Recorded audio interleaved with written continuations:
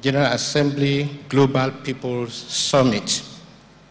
I want to let you know that this is a live event where we are joined, and we are signing off at this moment and to join again. Ladies and gentlemen, it is my pleasure to specially recognize the Deputy Vice Chancellor of Covenant University, Professor Akan Williams. Please put your hands together for him. Also in our midst this afternoon is the head of the private banking Stanbic IBTC, Mrs. Nkolika Okoli. You're welcome. Also in our midst this afternoon is the Director, International Office and Linkages of Covenant University, Dr. Ada Peters. Please put your hands together for her. Also recognizing the CEO, the Project Director, Creative Youth Community Development Initiative, Mrs. Foluke Michael. You're welcome. We have in our midst as well the team from CYCDI. Please, we are here. Let us. You're welcome. We also have individuals from Covenant University. Covenant University community, please put your hands together. And we have representatives from Stanbic IBTC. Please put your hands together for them. Once again, you are welcome. It is my pleasure to bring to stage the Deputy Vice Chancellor of Covenant University for his word of welcome. Thank you.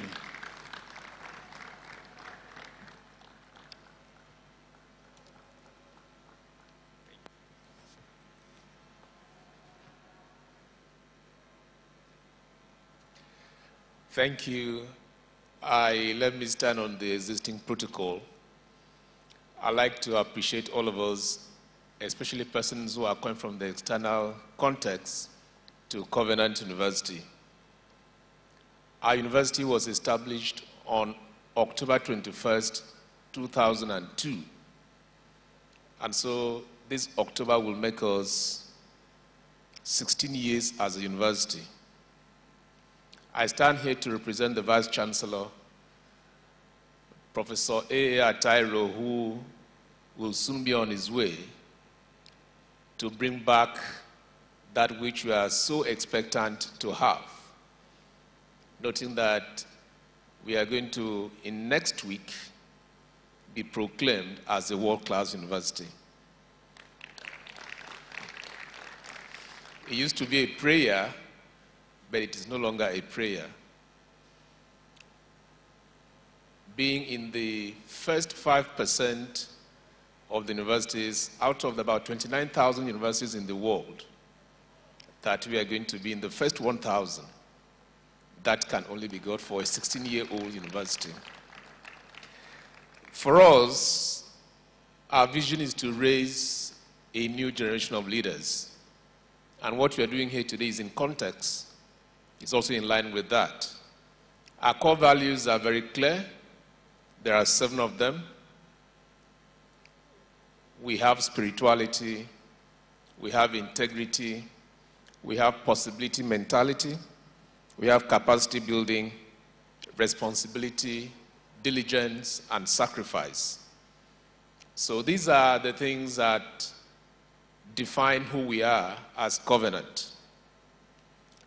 For us in Covenant, we are inspired by the injunction that God gave to humanity to dress the garden. And it is our conviction that we can realize the United Nations Sustainable Development Goals, the SDGs. Let us reimagine with you the possibilities that are to the challenges facing the world. Yes, Covenant is ready to reimagine with you.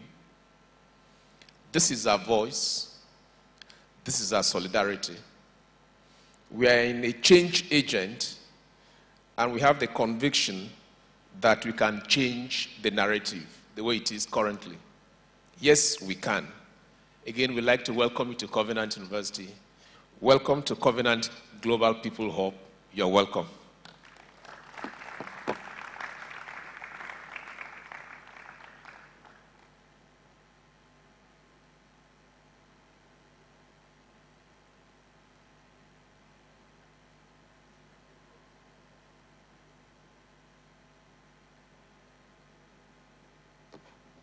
That is the data for him. The next item is local responsibility to global issues.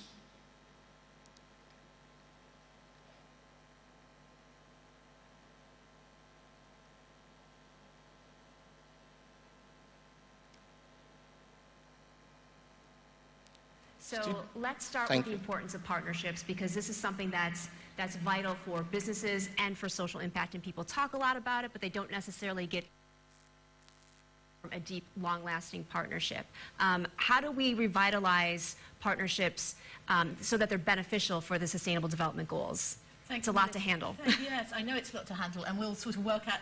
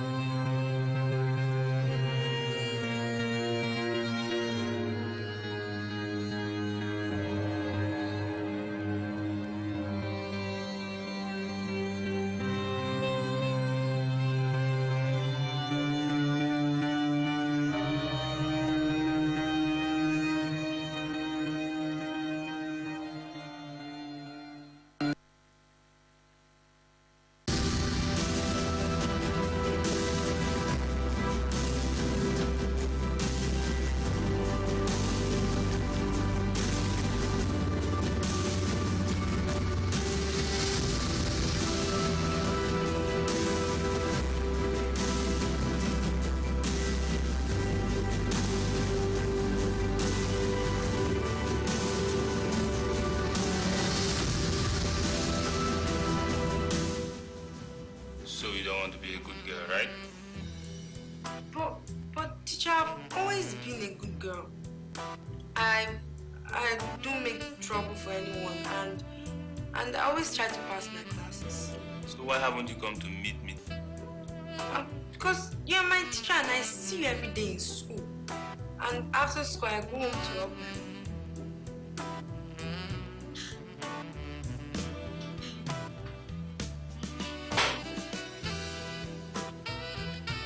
Do you know that most of your mates have been coming to me and they won't comply? I can make you have good grades and be tough in your class. So why are you trying to act smart? Stop! I report to the principal.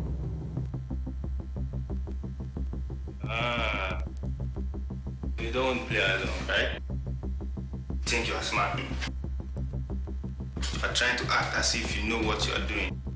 Listen, I'm in charge of 3 of your subjects. You don't know that I can make you pass or fail.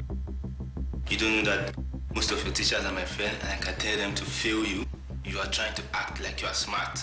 I will deal with you in this class. You will never have any good grade if you don't comply. Now, get out of my office. What do you even have that you're trying to learn? I want to help you and you are misbehaving. Control me in this house. You tell me what to do in my own house. In my own. You're telling me that smelling. See this useless woman. Today I will stick with you today. Crazy woman. Stupid woman. Useless woman. Today.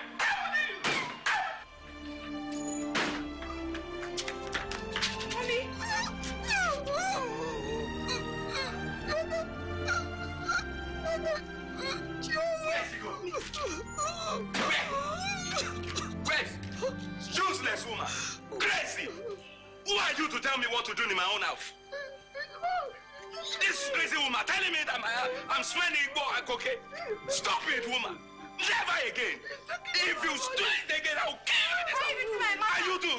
You useless daughter! The same like your mother! Who are you to tell me what to do? In this house!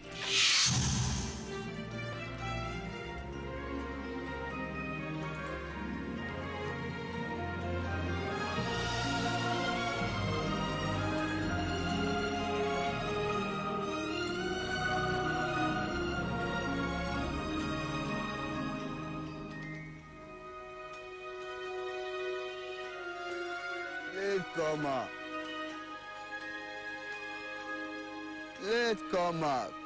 You have started crying again. What's wrong with you? Why are you crying? Eh?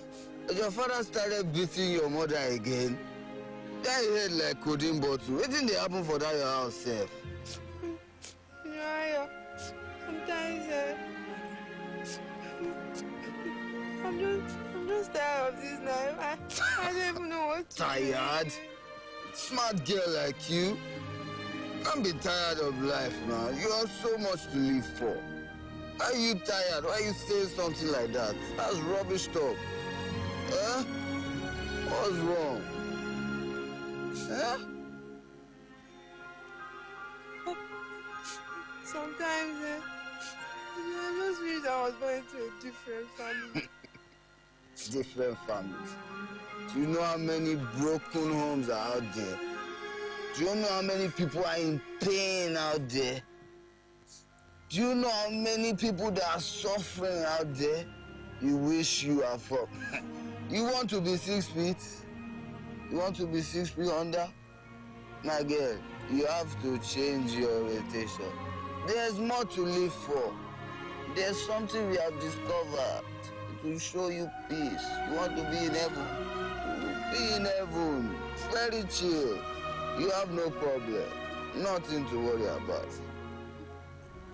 Oh, because I don't even want to think of it. Is it not me, white dog? I will show you. Just follow me. Yeah? Follow me.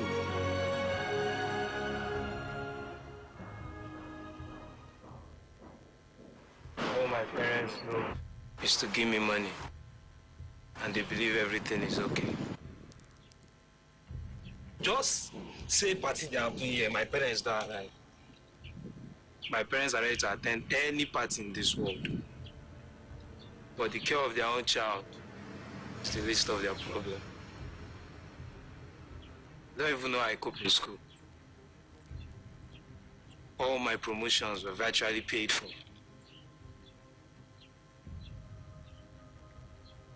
There are my parties. I can't even communicate with these people. Who you want to see follow talk? Papa, Mama. It's like they know I'm alive, but they don't care if I'm living.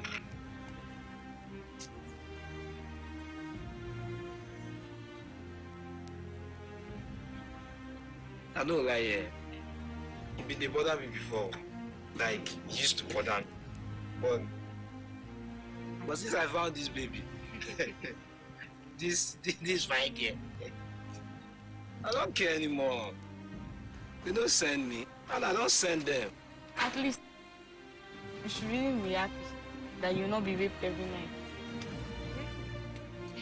I don't understand. You want a wealthy home, right? I live in a wealthy home. I live for a house, we then get money. Where? But I will give anything to live in the streets. Just the thoughts of going back home to be raped by my auntie's husband scares the living day out of me. I don't understand. My dear, this is the only way we know. This is how we make ourselves feel happy. This is how we make ourselves feel at peace. But today, that you walked with me, a white dog, I will show you the way. Baba. You see this one with her, eh? That one is called Codeine. When you drink this one, you will feel so slow, like you will be feeling the movement of the air. Can you hold the air? You will hold the air. That one is called Tramadol. One thing, you will be so high, higher than the most high. You will be wavy. And you see this one? This one is Igbo. Weed. Better Igbo. With one tie of this one, nothing can bother you. All your sorrows, all your problems, faded. See? Don't worry, today you'll be happy. Can I take off? You want to take everything? No wahala, just start with this one first. You'll be alright. Yeah? Small. Yeah? JJC. Small, you're a beginner. Don't worry, you'll get it.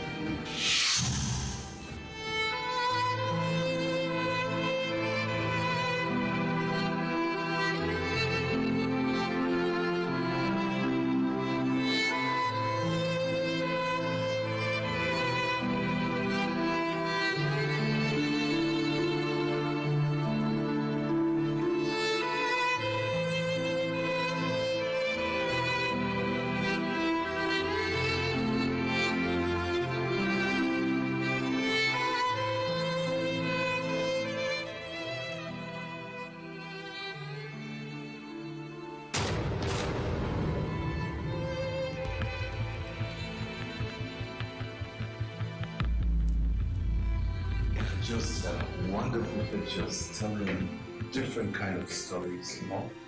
Okay, like this picture, you know, is depicting one greedy fat man who is trying to sit on the wealth of Nigeria, you know.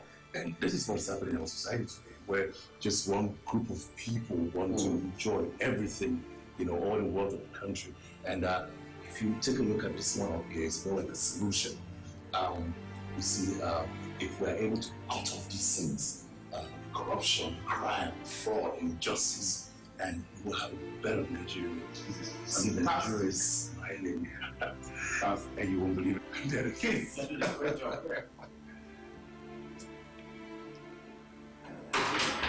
And these kids Yeah, fantastic. Please help me close my door. Look, the young people affiliated with this organization, they're so smart. Most of them, they use pictures to depict ills and vices in the society today. Who's it? Come in. Oh, for me.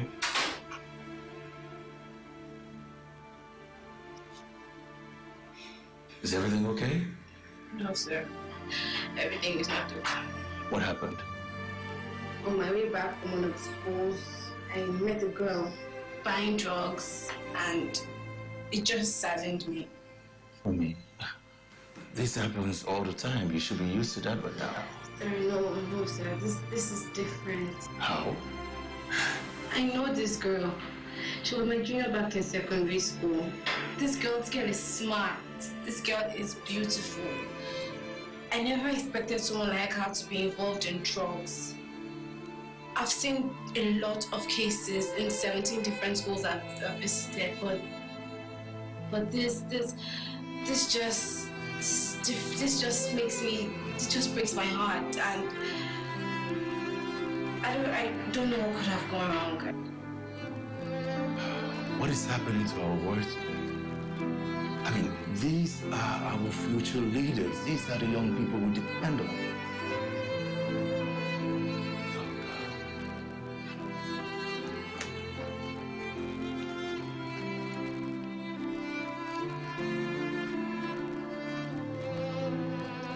Yeah, John, you're coming to my office.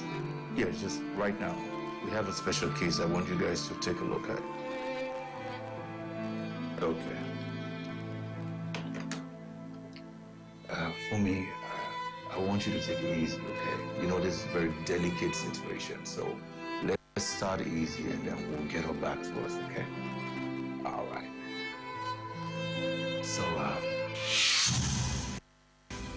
drugs destroy families.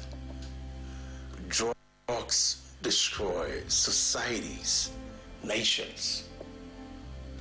The use of drugs is totally counterproductive to the growth and development of nations and their people. And sadly, the youths are the most affected from the use of drugs. I'm talking about banned substances and the misuse of prescription drugs. But there is hope. There is hope for a new world where information is accessible to provide help for those who are already trapped in the use of drugs or those who are about to go down that road. Let us come together as a people. Let us create a world that is not just peaceful, livable, sustainable, but a world that is free from drugs.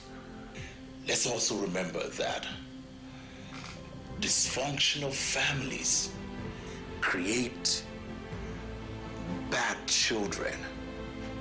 They breed bad citizens.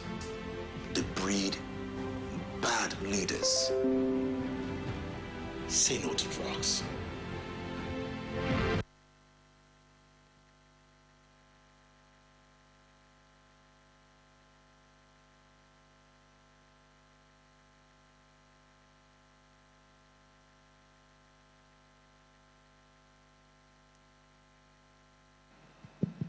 Please, again, put your hands together for that thought-provoking, inspiring video. Please put your hands together again. Okay. We'll be going to a plenary one, and anchoring that session, please join me as we invite Ms. Ogechi Chiduzi. Please put your hands together as you come on stage.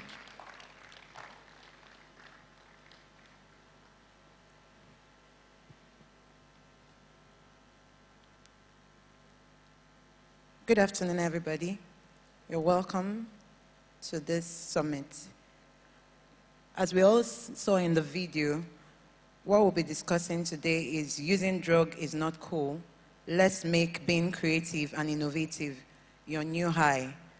Current state of drug abuse in Nigeria and the role of youth in curbing the menace. And to join me on the stage, I would like to invite the following panelists: Kelechi, Bolu,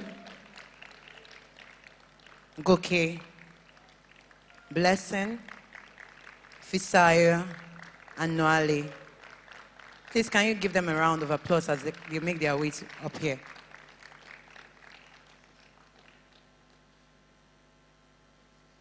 As we all know, we are all streaming live and the whole world is watching us.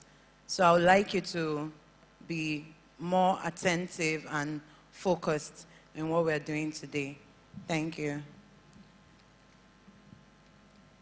One person is missing. So, yeah. Okay.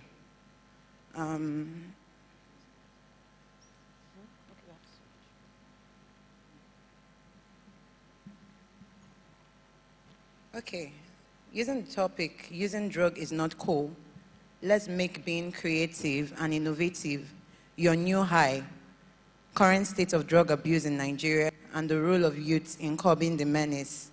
This panel will be focusing on the various ways by which young people can help each other to convert their stress, loneliness, complex family problems, poor academic performance, and others into positive vibes to develop creativity. So I would like to hear from Mr. Goke. In our world today, as all over the world, people think getting high is being the new woke. That is substance use. People take substance use as the new trend, so to speak. The thing is, you don't have to take substances before you can actually get high. I'll explain, I'll clarify. It's all about channeling. It's all about channeling whatever it is you are feeling, depression, anger, whatever it is. Channel it in a creative way to achieve something great out of it. Not just inhaling things, taking substances just to, feel whatever it is you want to feel. It's all about channeling. Doing creative things is a better way to keep your mind off whatever it is you are going through. That's what I feel. It's all about the reorientation of the mind. All right? Now, when you get creative, despite whatever it is you are facing, despite whatever challenges it is you are going through, now, if you channel it onto that path of creativity, you are not only going to be a beneficiary of it, people around you will also benefit because you are providing solutions to certain problems. So I believe it's not really, you don't need to take drugs. Getting high, when you are doing what you love, you are feeling ecstatic. That's what that does. I'm an actor, for example. Now, when I climb the stage and act to the people, it is not me that is on stage. It is the character. Now, the character being that I'm not myself any longer. I'm hyper. I'm just, delivering and enjoying whatever it is I do. So, creativity, it's all about the channeling, how you channel whatever it is you are going through onto, a creative purpose. That's all it is. Thank you. Mr. Kelechi, now from the movie we just watched, can you just give me a little summary of what you feel should have been done better as regards Chioma?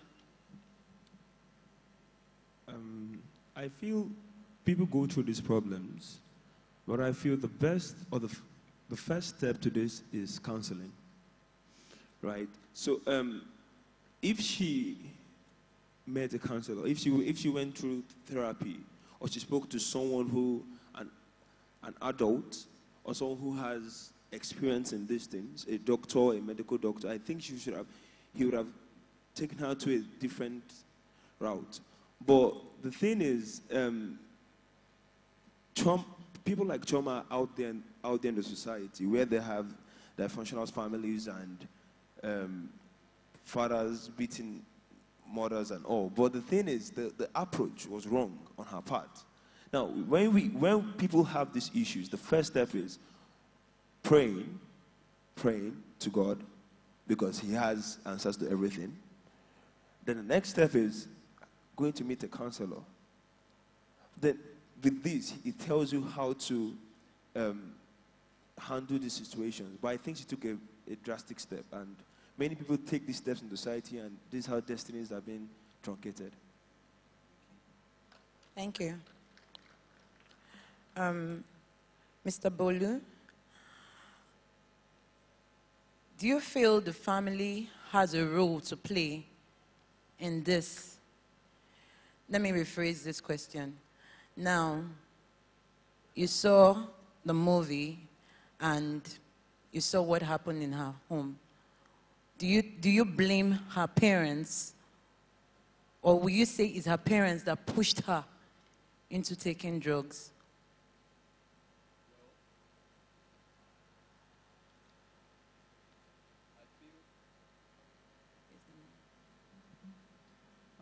I'm of the opinion that yes, they had the biggest role to play in her problems. And it's not just there, it's in a lot of families. A lot of times, parents are unavailable emotionally, as with the guy that explained his story of his parents always traveling, always having parties. And sometimes, even when they are there, even when they try to help, they are not quite as efficient in doing it as they should be.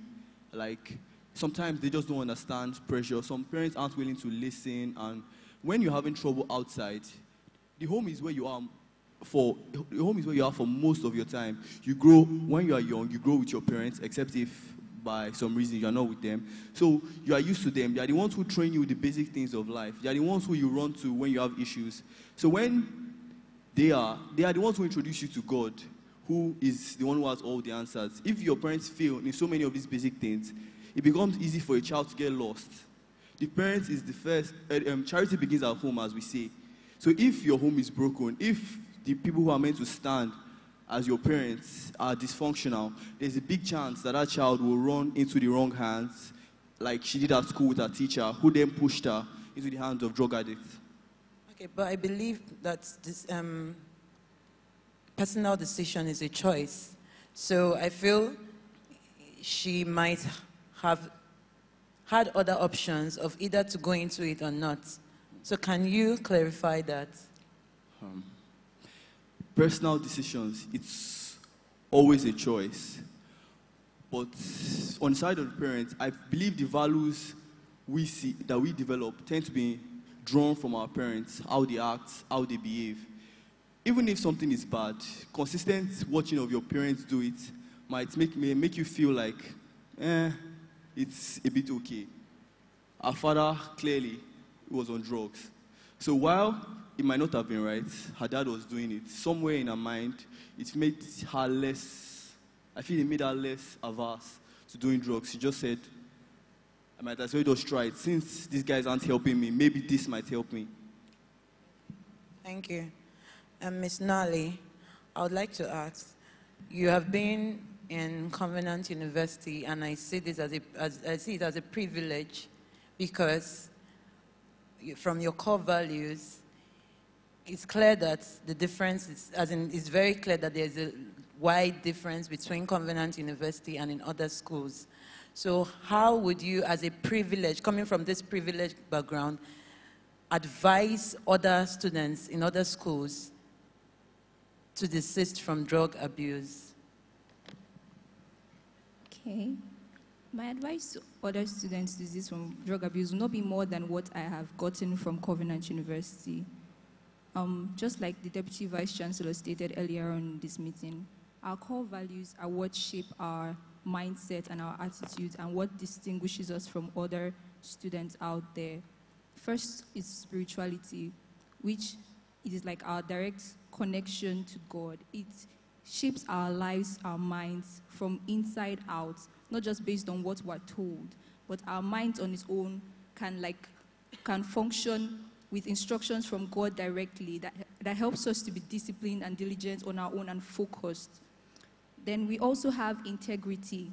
It makes us align with good core values and instructions from authority and all that, it does not allow us to deviate from the law. We don't commit crimes. We don't do the things that we ought not to do. It keeps us in check. Possibility mentality, capacity building, dedication, diligence, responsibility, sacrifice. Those things help us to be productive, help us to be creative, help us to keep in touch with our positive side so we don't deviate to vices like drugs. Thank you. Okay, finally, I would like to ask Mr. Fisayo, if you see any of your colleagues involved in drugs, how would you react, or what would your advice be to your colleague? Would you be the first person to go and report him or her to the Dean of Students, or how would you handle it generally? Thank you very much. I'll go back a little to sometime last summer. I was in my house and I woke up to the sound of shouting.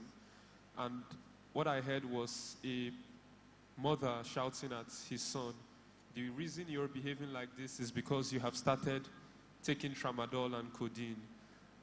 Make sure you don't come back to my house this night." And the father came out and was supporting what the mother was saying, but the boy's friend was beside him, was trying to talk to him, calm down. I painted this picture so that I could show my opinion on the subject matter, which is the creative power of love.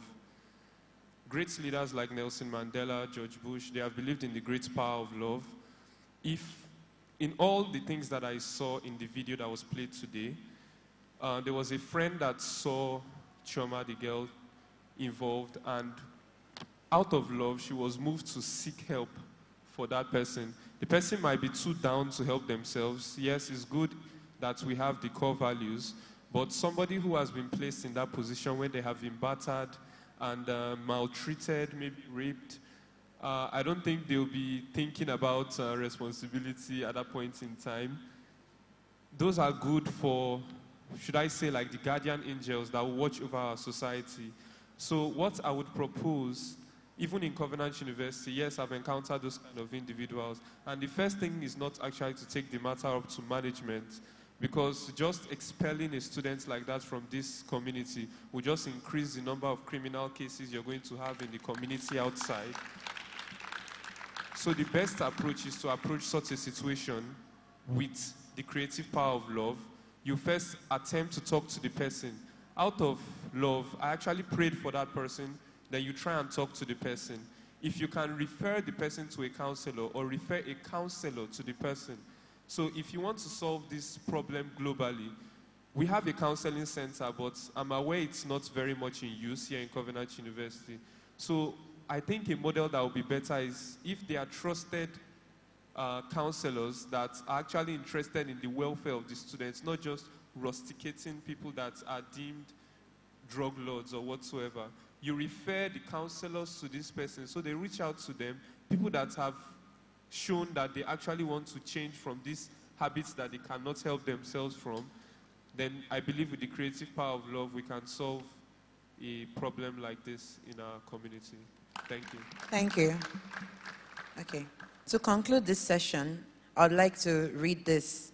We all know the trend of addictive drugs or substances have been on the rise in Nigeria, and this menace has crept into schools, both secondary. It will even shock you to know that primary students involved in drugs and tertiary institutions, marketplaces, public utility domains, private working domains, and majority of these people include those experimenting for the first time with little or no experience, and they don't know the risk involved or associated with it.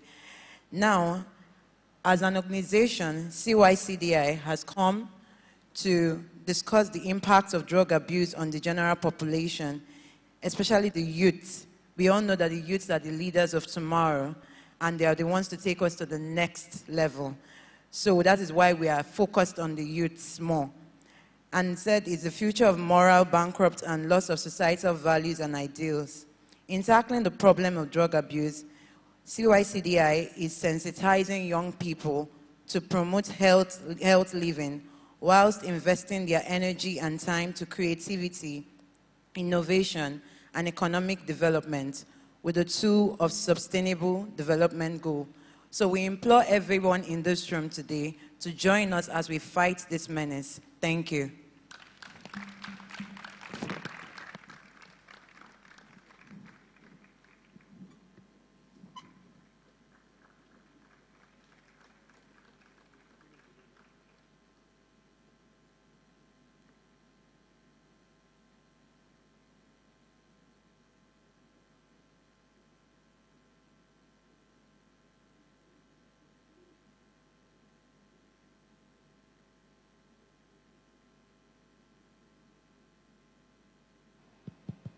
That was a very great,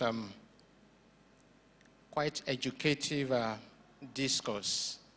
Please put your hands together for these discussions.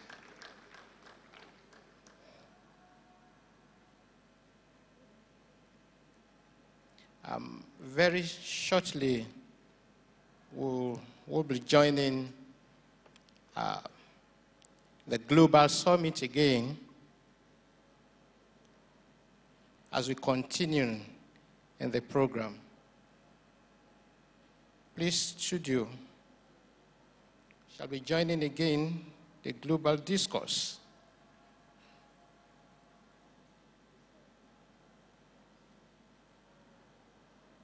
Thank you very much.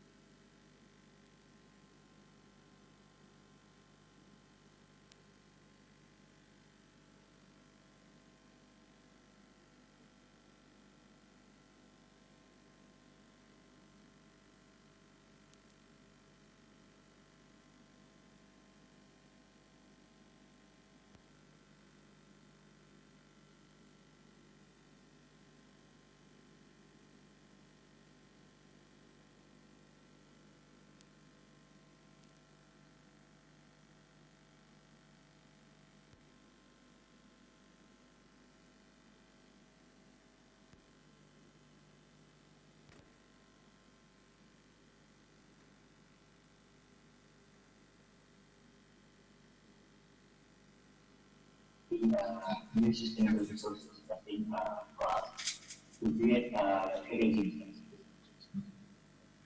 to like every different like our goal is to replace the Hi Peter, can you hear me? this are we want to get right? So yeah, this is where economy Can you put your video on?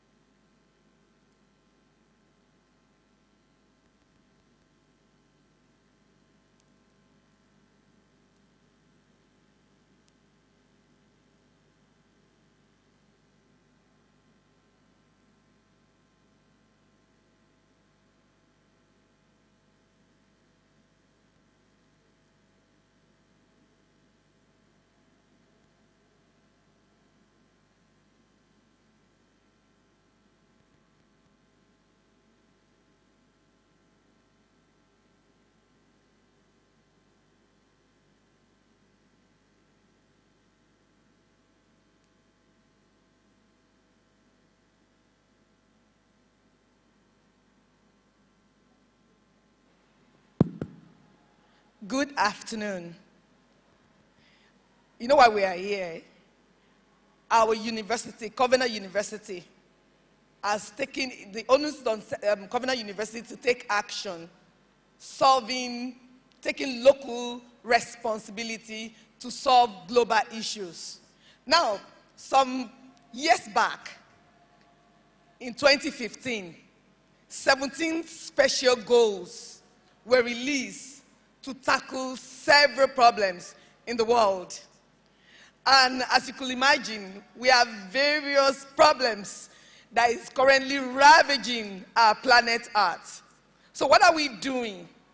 We are taking responsibility right here from Covenant University, solving global issues, giving products that the world will eventually buy. And as we are solving the problem, we are developing economic livelihood and helping the economy to boost. In which case, we're solving problems. And we have designed two plenary sessions. One was the issue of drug abuse that is killing creativity and innovation in Nigeria and beyond. We didn't just come about the project. We had gone to several schools, primary, secondary, and university. We did research, and we came up with that look, if we want creativity to boost, not just here in Covenant University, there's need for us to create global awareness. So we started that campaign with UNODC, hence the movie that you just watched. The second session is going to be discussing your core values. With my little time of speaking to Covenant University students, the faculty members, and of course, Dr. Peters and co, I've been able to realize that, look, there are things in this Covenant University that, if promoted globally, we will solve global issues. Now, your core values is the reason why the world can move forward. Believe me, you might not know. And the student we were talking to last night, I said, do you say thank you to your parents and the faculties and the staff? But you're very privileged to be here. If only you can use these two positively. You are the change agent that the world is waiting for if you utilize it. Let us clap for ourselves. So this session, we're going to be talking about how your core values will help United Nations. Believe me right now, Nigeria as a country might not, I'm not being negative, I'm a positive person, might not fulfill Mission 2030 if you and me don't step forward to help our country. Now, if we act as beautiful change agents, we contribute our quotas to nation building, and we become the angels, like they call all of you, I'm one of you, kings and queen. I'm queen, okay?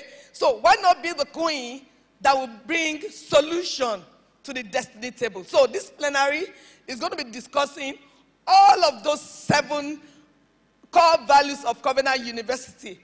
We are going to be using that to drive change globally. If you have your gadgets here, I will want everyone to go right on Twitter, on Instagram, and use the hashtag global people. The second hashtag is UNGA@CU to join the conversation. What are you going to be saying?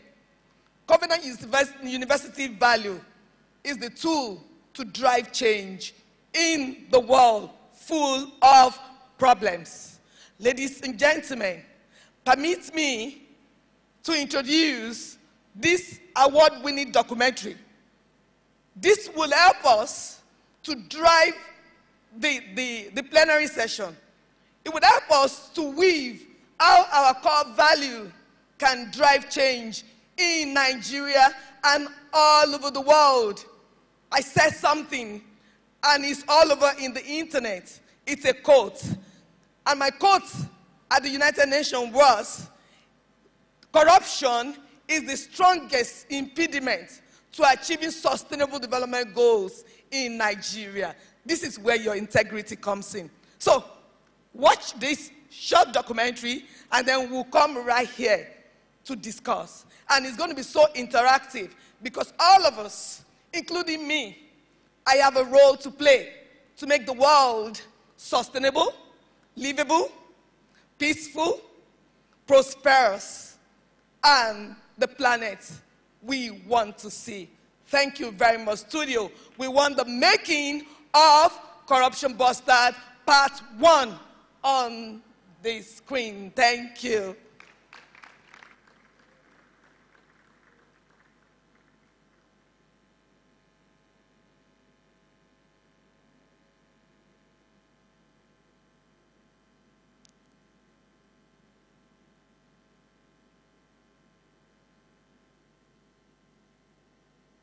Oftentimes we fail to recognize. Corruption is Nigeria's biggest challenge. The total breakdown of system, society, personal behaviors, ethical and moral value is largely due to Nigeria's corrupt system.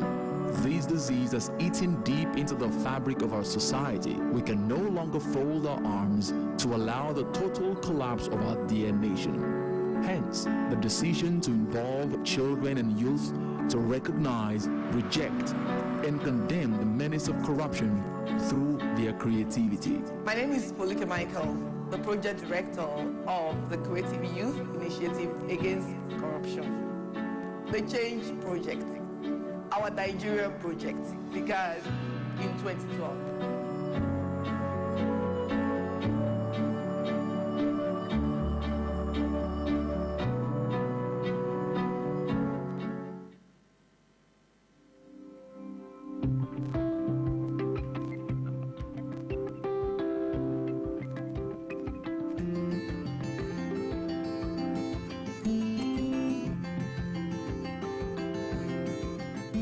The mission of CYIAC is to prevent corruption from the root by exposing the ills of corruption to children and youth through sustainable education and creative development. CYIAC is committed to lead change in children and youth by eradicating corruption through character and skill development for the positive advancement of our great nation.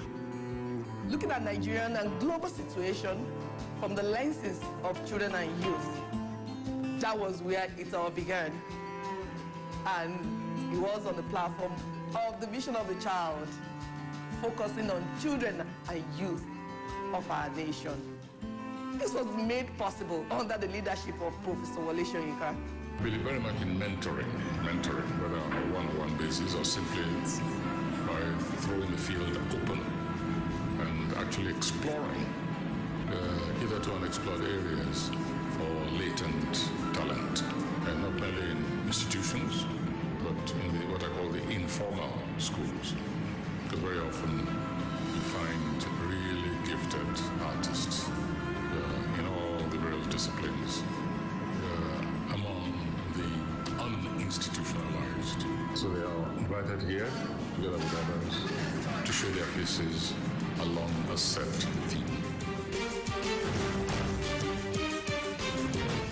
Of a child can make Nigeria a great place tomorrow, because you have to start them when they are young. The only way for Nigeria to be a great country tomorrow is these children. Their work is their voice. Do you know how much intelligence you require to calculate and do not miss a beat when you fly in the air? Because if you jump and you miscalculate, you're going to die.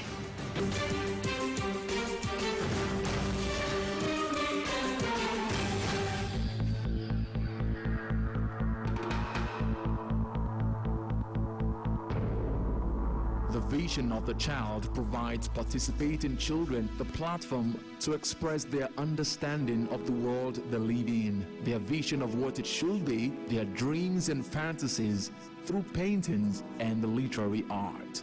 And for over a 6-year period, different topics including the rule of law and law of impunity, 1001 faces of corruption, Road to Sambisa, and others were showcased by the participants. Over the years, we have seen global issues being depicted through the medium of painting, literary art, dance, music, information technology on the platform of the vision of the child. Topics like the rule of law and law of impunity, 1,001 faces of corruption, how children view their environment, the road to Sambisa, talking about the Chibok girls, the Lagos story, the Lagos of our dream, all being depicted by these children. And there was this particular year, 2013 to be precise, when the theme 1,001 Faces of Corruption, it was an amazing presentation. We saw various sectors of Nigerian economy being showcased by children in Nigeria before live audience. Nigeria, a country full of great potential, where nature lies and unfolds at its will. The glorious flowers blooms and flourishes. The sun brightly shines and makes up a story. but there is one hindrance that has always been in place. This parasite has always been eating up our intestines and other vital organs of our body. The theme of 2015 edition of the Vision of the Child was the road to Sambisa. Sambisa is an impenetrable jungle, a potential forest of 1,000 demons, where vision is impaired, literally by poor visibilities. Sambisa can be described as the things leading to terrorism and the kidnap of the Chibok girls who are believed to be taken to Sambisa. From my painting, the scale of justice, love, education, tolerance, and employment are caged, so the absence of this is the road to Sambisa. Sambisa can only be solved when our justice system is right. Education, employment, love, and tolerance. If you pass the road of injustice, lack of love, impunity, lack of education and employment, the destination will be the situation that Sambisa represents: insurgents, terrorism, and kidnapping. The map of Nigeria represents we Nigerians. We are saddened about the insurgents and crying for liberty. The sword represents that of the Boko Haram, which they slaughtered innocent girls, hundreds of innocent girls. Now they are looking for liberty in Sambisa Forest. Thank you.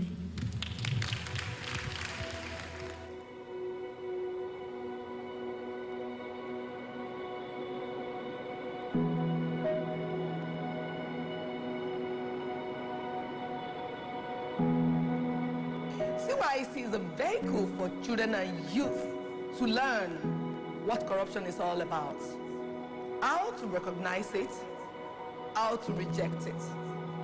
How are we doing this? By training them, using educational and creative development to bring out the best in them. We give them this tool to go forward and develop what is in them, using the corruption story to bring out their creativity. We are responding to the clarion call of our children to shine a light on the right path of life we want them to tread. And it began in 2016. CYIAC was launched by Economic and Financial Crimes Commission, EFCC. The CYIAC pilot, tagged "My New Nigeria, Free from Corruption," was depicted in poetry and painting by 25 finalists across various schools in Lagos State, Nigeria. They were invited to a painting and literary studio to showcase their creativity before a live audience. The final showcase of ideas were exhibited at the Consulate General, Federal Republic of Germany, and Nigeria Stock Exchange. At CYIAC, children and youth are provided with capabilities they require to become economically productive, develop sustainable livelihoods, contribute to peace, justice, and strong institutions, and take bold steps in creating the future they desire through creative thinking and innovation.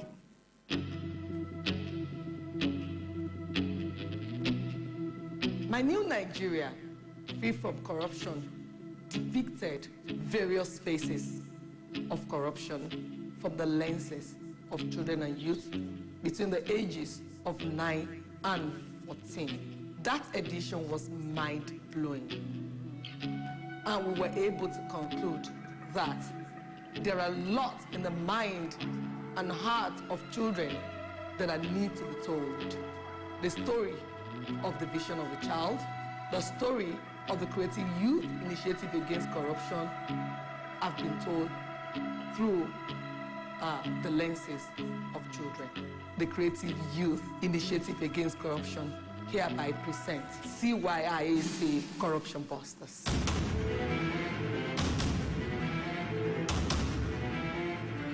After a series of strategic sessions with the project team, the CYIAC Corruption Busters CCB, a creative innovation project, was conceived. It's the contribution of CYIAC towards achieving global goals in 2030.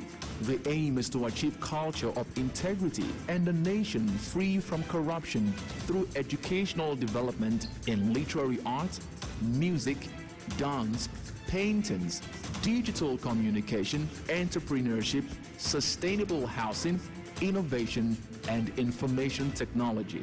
In order to take this initiative to the next level, CYIAC will launch a Inno Creative Center for Development at ICCD. Participants will go through a series of stages to develop their creativity whilst they are trained to lead change in the future.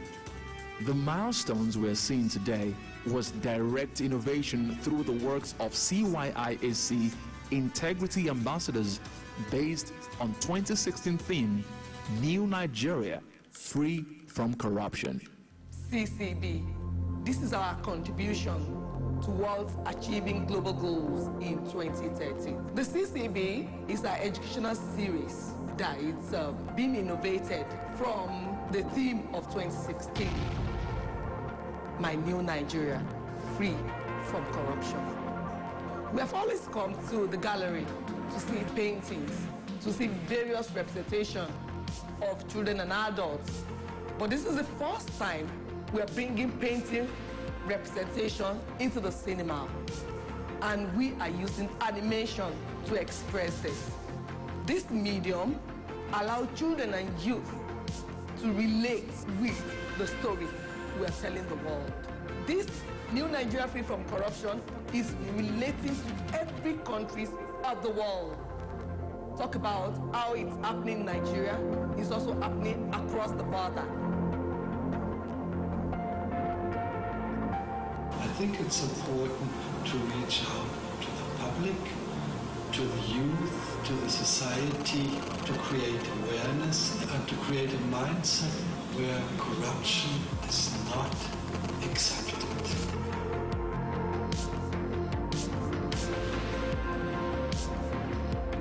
So as we are releasing this today, we want educators, school owners, governmental institutions, international institutions to know that we are not going to keep short again. We are leading change. Distinguished ladies and gentlemen, we hereby bring to you CYIAC Corruption Busters, the journey from creative lab to the cinema to shape our world.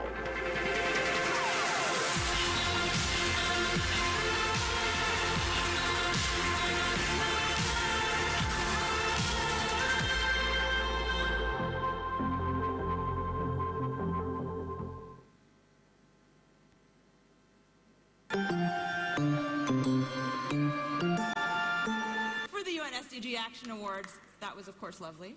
And we're really excited for our next award, which is the Innovator Award. Here to present our Innovator Award, please welcome BMW Foundation Director, Marcus Hipp.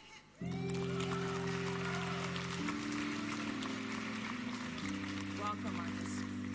So, to be truly innovative, you come over here. You've got to have imagination and the courage to try new things, such as wrangling presenters into this space.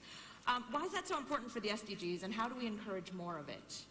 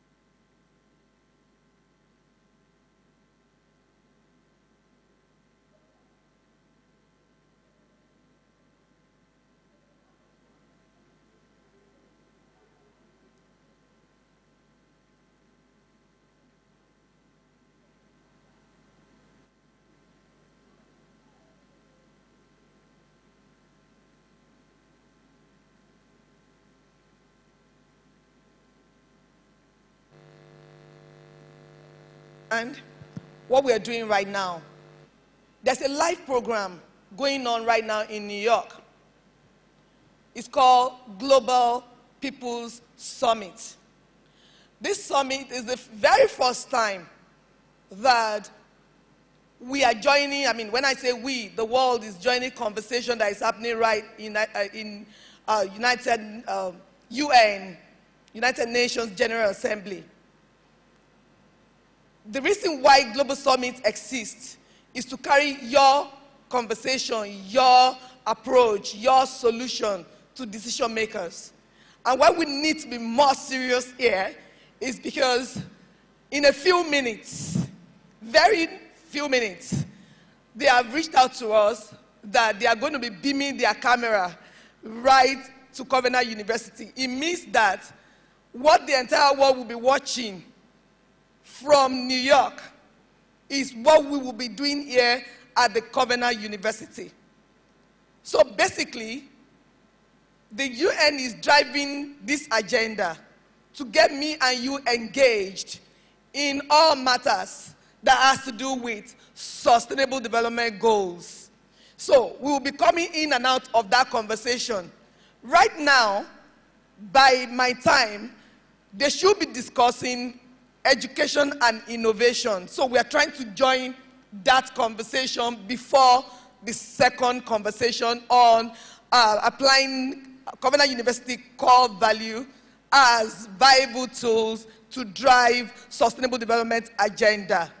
Okay? So that's where we are. So you will see us bringing in what's happening in New York and what's happening. By 2:41, they are going to be beaming their camera right here to see what is happening right now at the Covenant University. And I also need to let you know why we also need to have ourselves very serious. We are one of the few hubs. There are 37 hubs globally as we speak that are hooked from different countries of the world. If our conversation gets more attention, and we need you to start getting engaged on social media using Global People. We had that beautiful discussion from Covenant University students. I call them kings and queens, and they are, look, let us jam our hands together for them. You might be thinking that we have given them a lot of tools to prepare.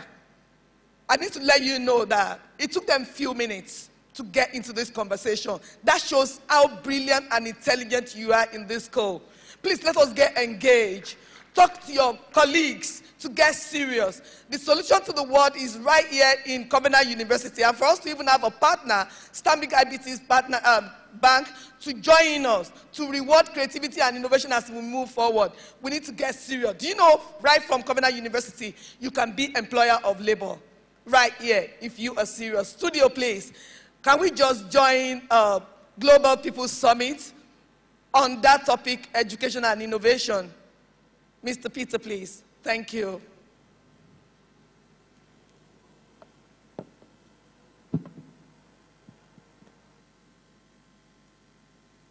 So much. Let me tell you two things. Bad news. The bad news is global hunger is going up.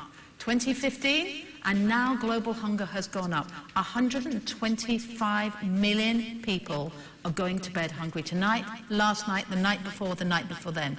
UN World Food Programme will feed 93 million of those people, but we need your help. We need people like the team in Ghana. We need everybody to do something, because those little actions can make such a difference. So the call to action is this. You know, Monday at 8 o'clock if you're in New York, 3 o'clock if you're in Nairobi, 8 o'clock if you're in Bangkok, not sure what time in Ghana, tune in to Facebook Live to hear a conversation about people who have done small things that will make an amazing difference, and a call out to others, to all of you, to all of us, to do little things that will make a difference to those 125 million people. Be the butterfly that will start the impact and will make that difference and realise the promise of the SDGs. We care about those 125 million people. Potential can be unleashed. Hear the amazing stories, take inspiration and go. Facebook on Monday, 24th, 8 a.m., 3 p.m., 8 p.m. If you're in Bangkok, it'll be a little evening. Have it over your evening rest, but that's what we want to do, because potential can be unleashed, and we do not want a generation to be lost. Well, thank you so much for that. That's really very, very helpful for us to be able to come together around this amazing purpose. Now we have a wonderful video that we'd like to share. She's about to change the world as we know it. We will look back to this day and think, this is where it all began.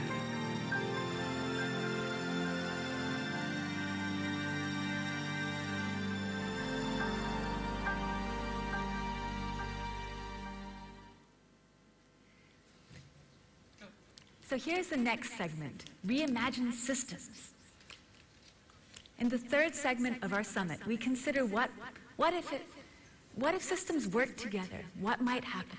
We think about what the world could look like if we mobilized and shared knowledge, expertise, technology, and financial resources with each other.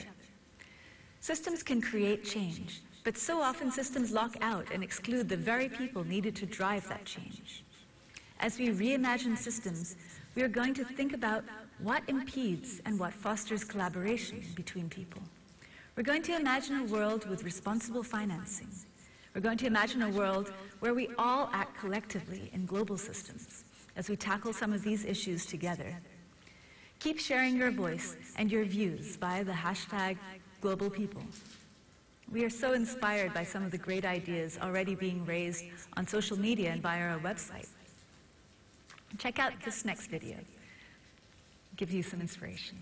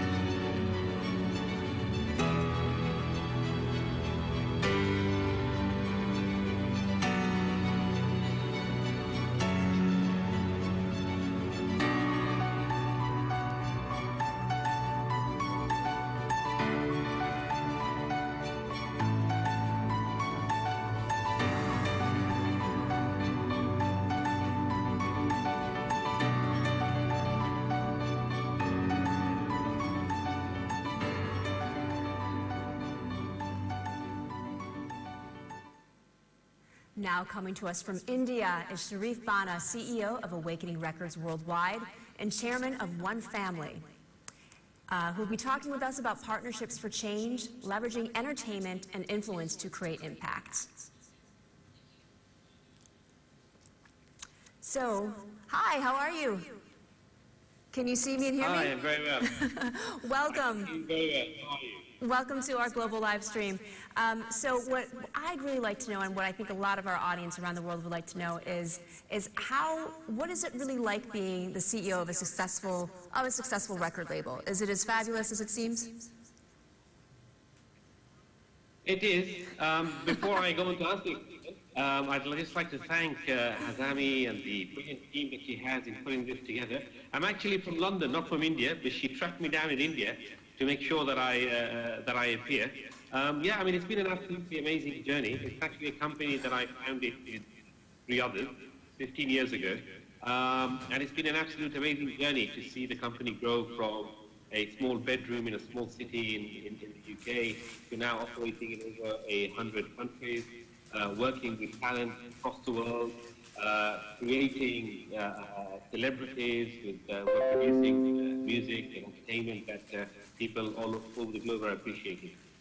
Yeah, it's so great to have such wonderful global representation. We also know that you just recently started a foundation called One Family. What was the inspiration behind that? Absolutely. It's something we started last year, in 2017. And it's essentially a result of our 15 years in the music space, navigating different countries, different cultures, different social audiences. And we just felt a need that, look, we've built up a visible, quite visible global platform where, I mean, our company is actually one of the leading companies in the Muslim music space. We, especially online, especially in the digital space, we have over 50 million followers across our social media accounts. We have over 10 billion views. And it was just a realization that we feel that we're more responsible than just providing entertainment for global audiences. How can we join, share, and lead in a conversation with our audiences to deal with the social issues of today, social issues, humanitarian issues that are facing humanity. And in that sense, the idea came about that how do we leverage the power of music through technology? I mean, technology is what we're really passionate about at One Family, but how do we leverage the power of technology and music to build a better world for all? So in working with influencers that represent diverse communities globally, how are you working with technology in such a transcontinental way? Is it everything translating effectively across all these different countries, and are people using the same kinds of technology? It's early days yet. It's early days. I mean, our vision for technology is not merely to use it as a platform, but as a catalyst for change. The relationship between our work and philanthropy, charity, I actually have a problem with all those terms. I feel it's more of a responsibility than referring to these things as some charitable act. I believe it's our ethical responsibility to help build a better world. And we've done this through our music, through our influencers, through our artists, whether it's producing songs about human trafficking, refugees, highlighting the AIDS crisis, and we have, we've done charity concerts globally. What we're doing now is leveraging to see how we can leverage our audience with the power of technology, exploring platforms such as blockchain and artificial intelligence, drone technology, mobile apps, 3D printing. It's very early days, but we have many exciting projects in the pipeline, and some work that we're already carrying out using some innovative forms of technology. And even though it is such early days, and you were using some terms like blockchain and AI, some terms that are very familiar to people that are into technology like us, but for some people whose world doesn't really cross over into technology, what do you do to bring those audiences into the fold and to make sure that they're informed and to make sure that they're able to take action? I think it's about starting a conversation. This is why when I first heard about this Digital Global People Summit, I thought it was a brilliant idea. I mean, that's exactly, I think the first step is exactly what we're doing, which is to have a conversation about these issues in an open-ended way with access to everyone, where everyone can contribute. One of our artists, Maher Zain, will be joining the program soon, I believe, later on. Again, he's one of the world's most visible Muslim artists with, I think, 25 or 26 million on his Facebook account.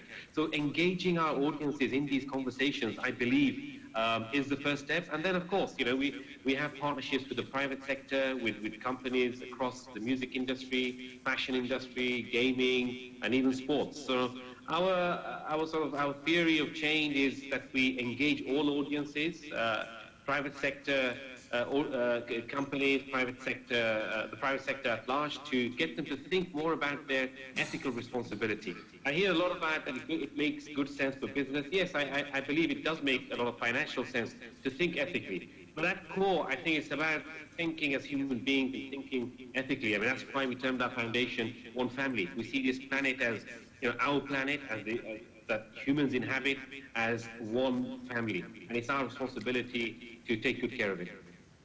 Wow. Well, thank you so much for your contribution through your record label and through your foundation. You are definitely an inspiration to us all. Thank you so much for joining us. Thank you very much. Thank you. Now we're going to another spoken word video.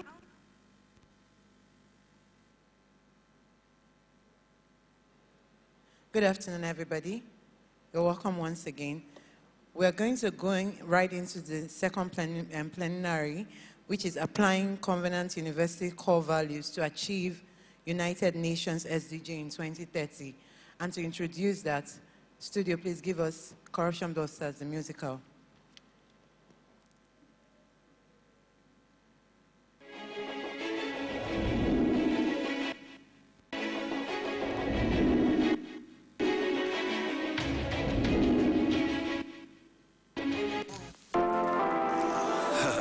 You're welcome to Corruption, the musical.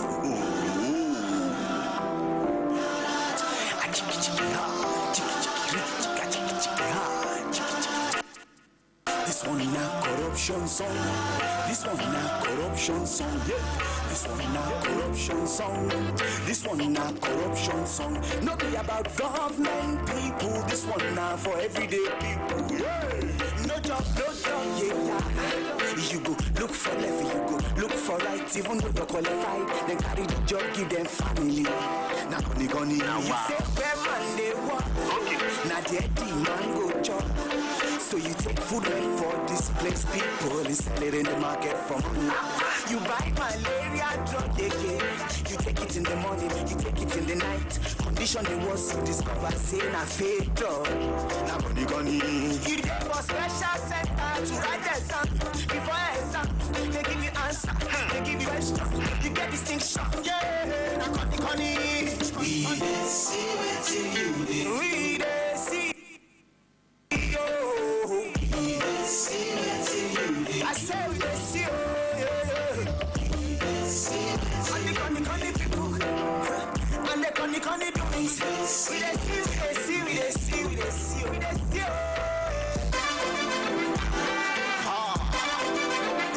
Oh shit!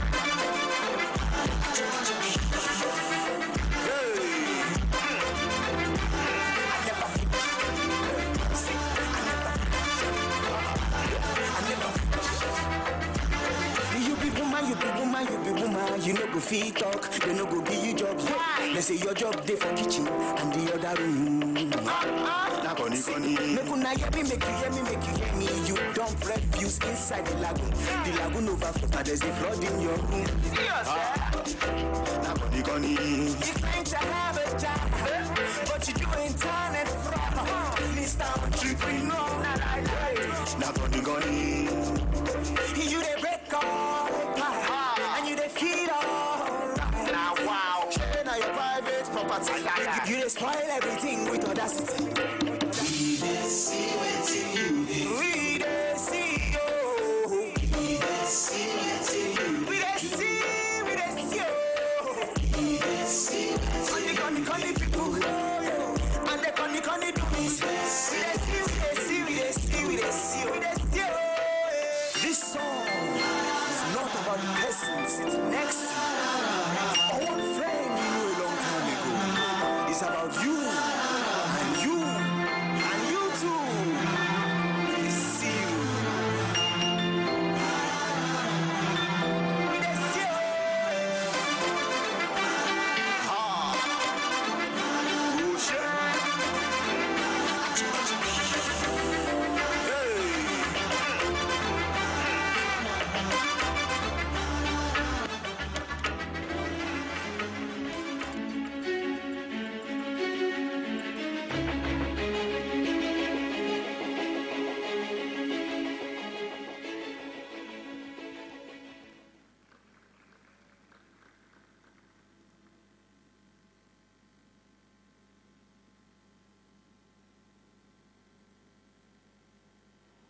To moderate the second discussion, I would like to invite no other person than our able CEO and Project Director, CYCDI, Mrs. Foluke Michaels.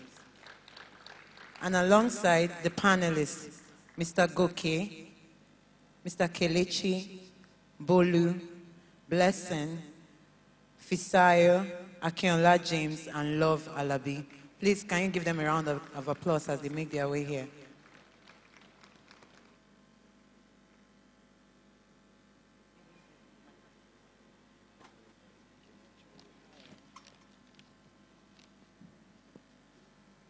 Ladies and gentlemen, you're welcome to the second session, plenary session, that is going to be discussing the university, the Able University core values as viable tools to move not just Nigeria forward, but to move the entire world forward.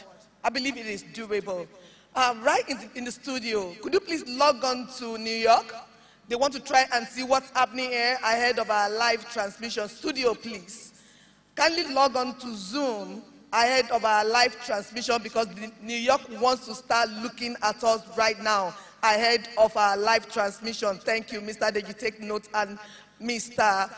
Peter, please. And how do you think the best, what do you think the best way to Hi, Peter. You just log on to Zoom, but we don't want to see what they're doing right now. They just want to be seeing us ahead of the live transmission. Thank you. You're welcome to this great forum. It's been said that this planet might not sustain us in 2030, approximately 12 years' time. And that is the late time for us to realize that something has to be done by me and you. So, if you're a scientist in this room and you know much about climate change, research has shown that the world, planet, might not be able to support the entire population that is living therein. So, the UN came up with these Sustainable Development Goals from Goal 1 to 17 as tools that we need to imbibe to drive change, not only in our community, but all over the world.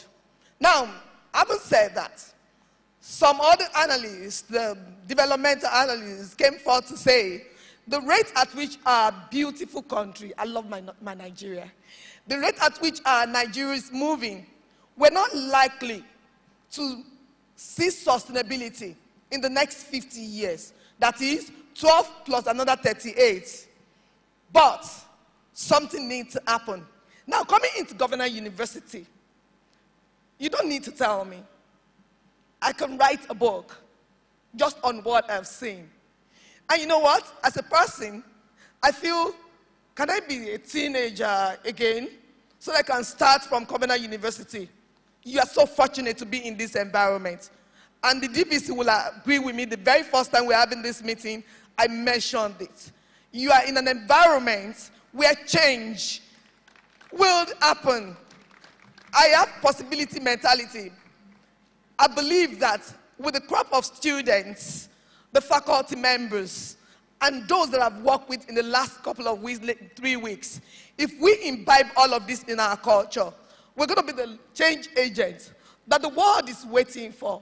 It means that Bolu is more than 1 million people. That is, Bolu goes back into the world and impacts millions of people. Bolu, you don't need to sing before your Instagram page goes on 100 million. You don't need to do all of that, but you're just inventing, creating change in your community. So right now, we're going to be discussing these great university core values as tools to change our world. I believe you know that the world must change. And I am going to be one of those change makers, making waves in the world. What about you? Okay, so I'm privileged to be, I'm a student right now because I am learning from group of people, crop of people that I met less than 3 days, 1 hour, 5 minutes, and I can't come out of it. So please, I am just going to ask you one after the other. Fisayo, what core value do you represent? And how do you think such value can drive change, not only in Nigeria, but all over the world? Thank you. Thank you, Ms. Foluke, for the opportunity. The core value I would say I represent the most is possibility mentality.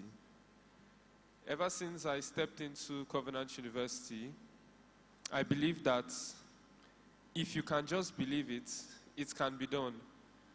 Like our vice president said at a forum, he said, if someone should tell you something is impossible, tell them impossible only takes longer. and it can be done. It only takes longer. So from the view of possibility mentality, if there are things that we want to change in the world, for example, I'm an engineering student, mostly in the energy field, so I can resonate very well with goal number 7, which is concerning clean energy and affordable energy. So if we are going to solve like the electricity problem of Nigeria, which is one that I believe if we can solve, we can move forward as a country. So the first step to be able to solve that type of problem is to look beyond the problem, which is the status quo that already exists, and start looking at solutions. Since our traditional models have already failed, we start looking for innovative and creative things. I proudly tell people that I'm going to own the largest renewable energy company in Africa. And that's because the future the world is moving towards is the clean and renewable energies that are going to support the cities of the future. Countries like Denmark, Germany, and all over the world have already adopted such models.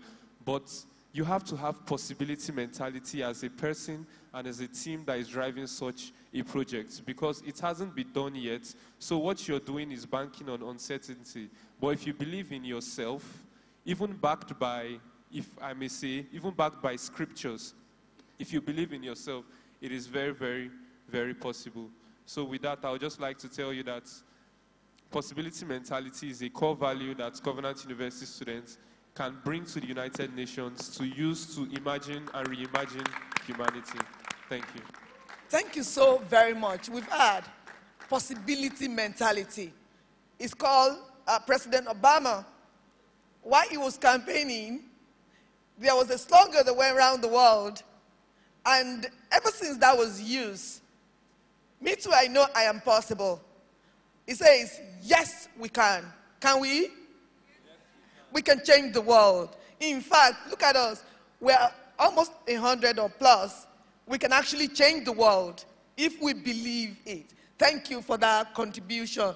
I'm just going to quickly go to Goke, please. I need you to tell us which of the core values are you going to implement to cause radical change in the world?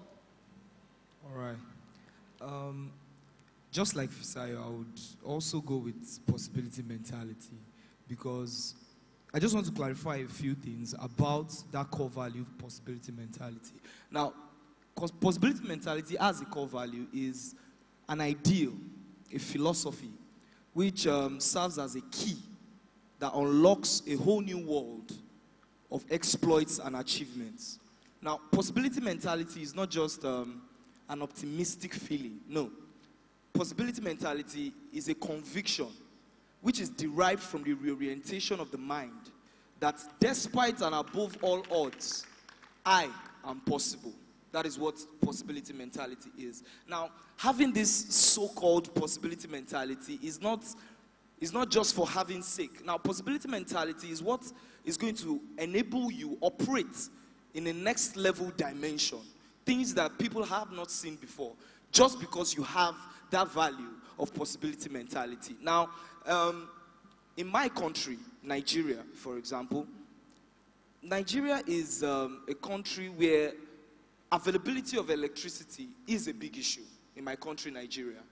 And it's sad, really, but the chancellor of this great institution, Covenant University, he's a man of vision. Now, he foresaw what he saw. And Covenant University here, electricity is not an issue at all. It is not an issue. So my point is, it is very possible for you to live above the economic standard of your environment. It is possible for you to live above the economic condition of your country. All you need is possibility mentality. So we might say SDG, okay, what if the Sustainable Development Goals are not achieved? I mean, Nigeria is a very big country, 180 million people, thereabouts. What if it can't be achieved? I don't know, I'm scared. Some people might even come to the conclusion that it is impossible. But it is possible. I mean, it is very, very, very possible, because the way things are in this country, It is all about our mentality. It's all about our ideologies. Now, listen. I am possible. You are possible. SDGs in Nigeria, we are possible. Thank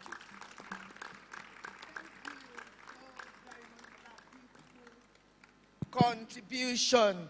I just want someone to quickly talk about sacrifice, power of sacrifice as a tool to affect the global community.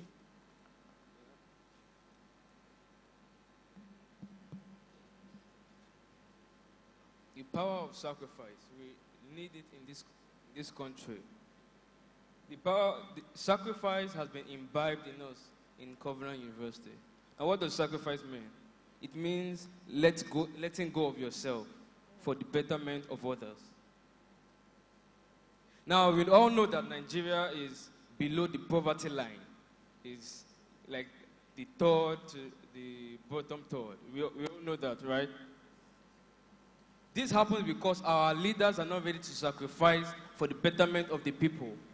Our leaders want to amass wealth for themselves. They want to just take everything for themselves, taking the issue of electricity, of food supply, and other things. Our president is going to UN to say that they have empowered 10 million people with 5,000 naira. And he said he's going to say that they have empowered them into prosperity, but it's just 5,000 naira.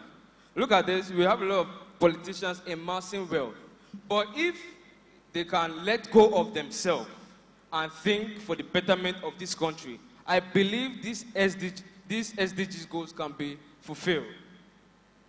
In Covenant University, we have been imbibed with the power of sacrifice. I myself and with my colleagues, we are going forth from this university with that power of sacrifice to lead this nation.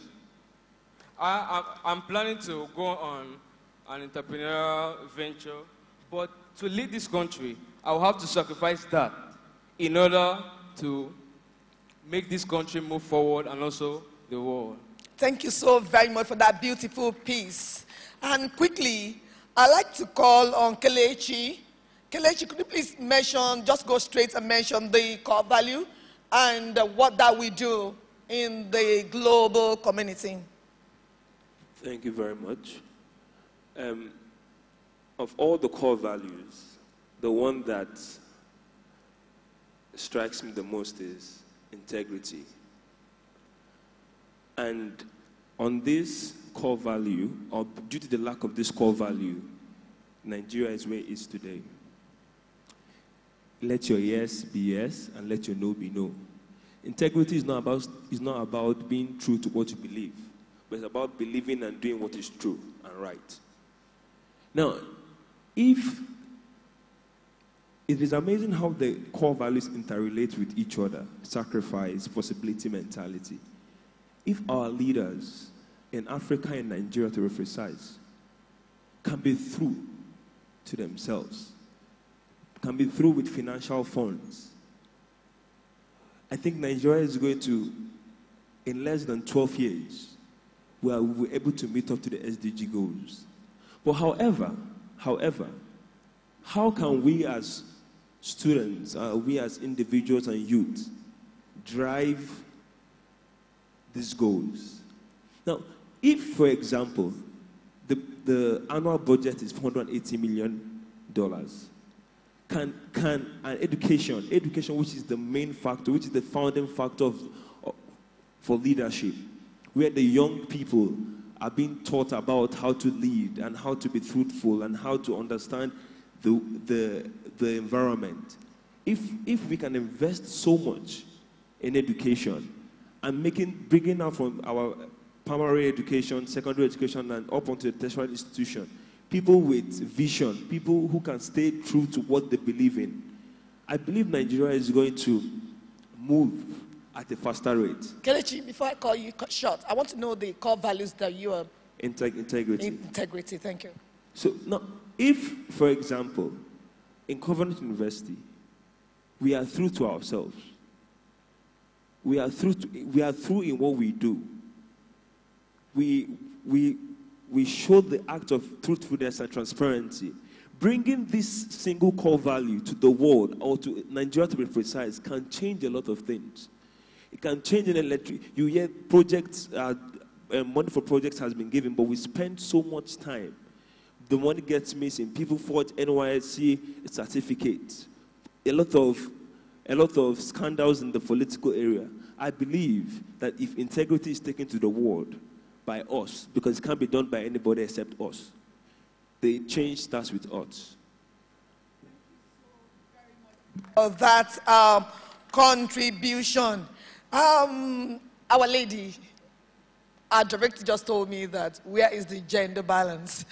I said, we have you and we have me. We are, I mean, it's balance. Okay, don't let us talk about the number. So please tell us briefly the core value you think don't just limit it to Covenant University. I'm part of you, okay? That we use to drive change in our community and all over the world.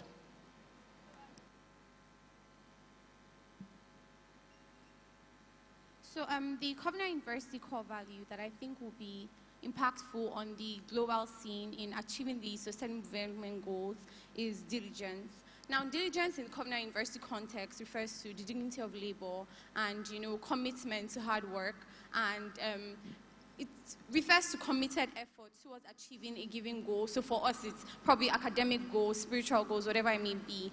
Then locating diligence within the Sustainable Development Goals, we look at decent work and economic growth. So for anyone to achieve decent work, there has to be the element of diligence. You have to commit.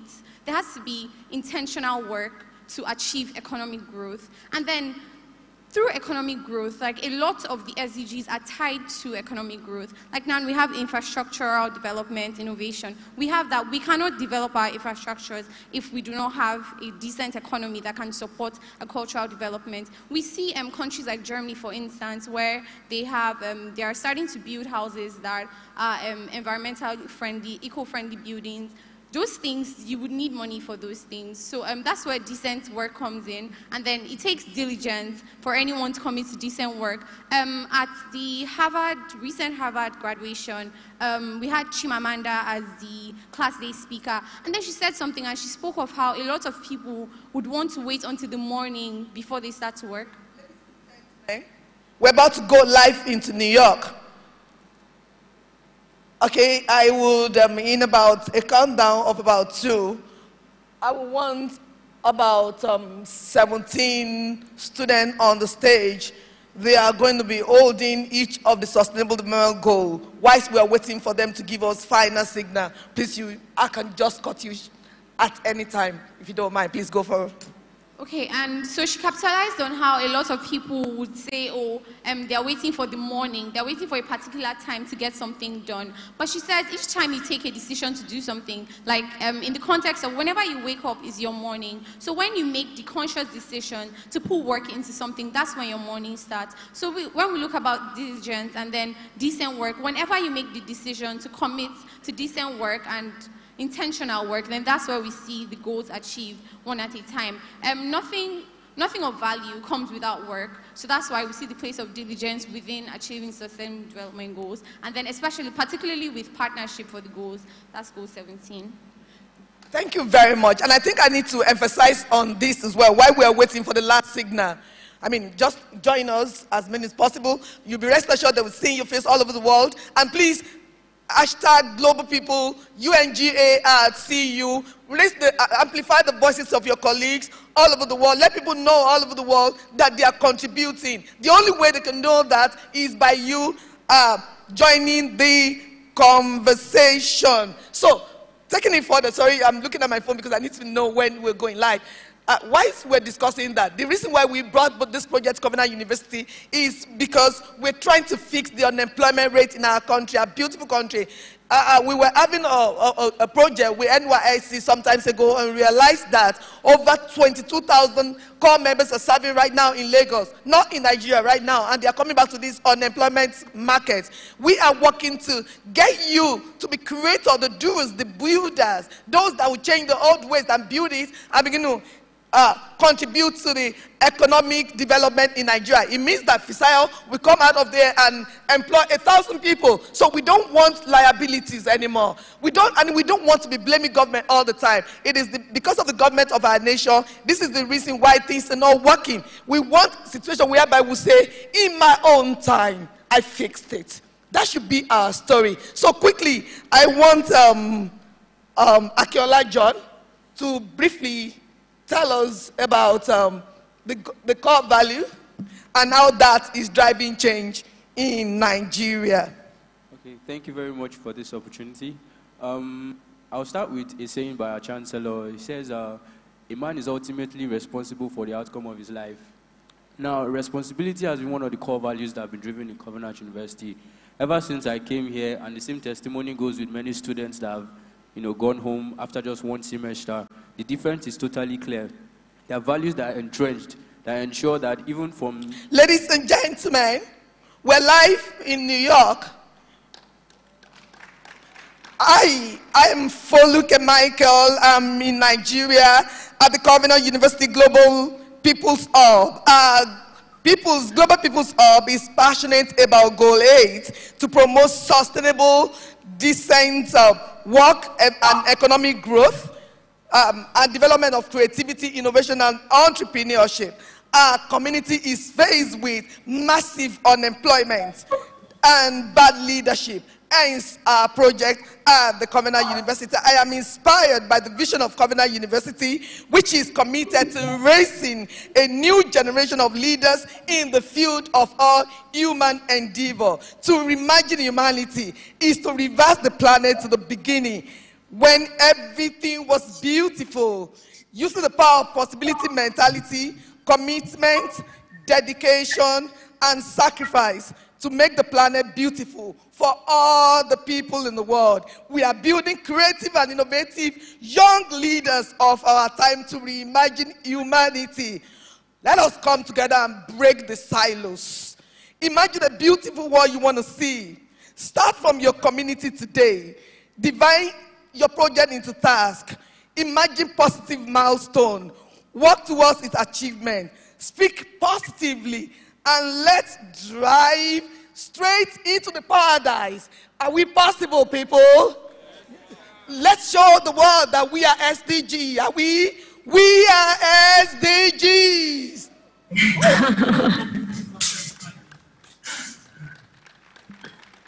Thank you, everyone. We are possible. We are Sustainable Development Goal. We are for Nigeria. And we are creating positive change. Let's just rise up and say, we are possible. And we are SDG, everyone. Thank you very much. Thank you. Let's go back to our panel session.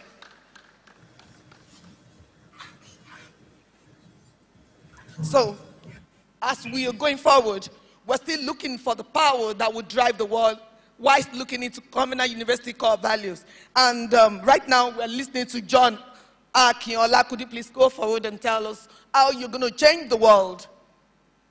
Okay. Would you permit me to stand? Yes, you can stand. My name is John again, and I always believed in a future that I wanted to see by creating it and not waiting for it to happen.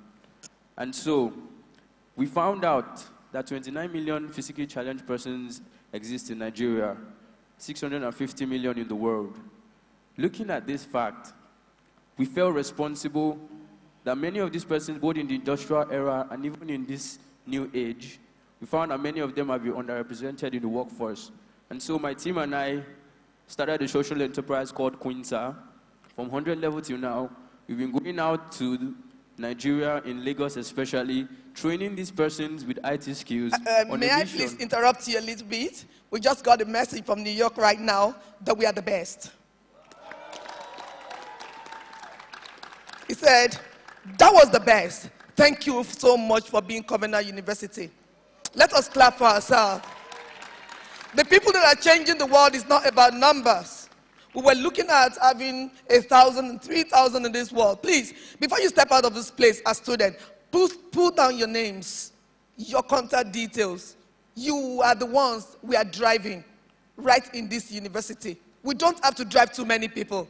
And I know Dr. Peters is hearing that and will take note of this. These are the driving force that will take us to the next level. Thank you for being yourself. And it's written. It's not me. I did not create this. It's just the sense that we are the best. Thank you. Okay. And as of right now, we've trained a couple of them in Lagos, and it's been a great experience.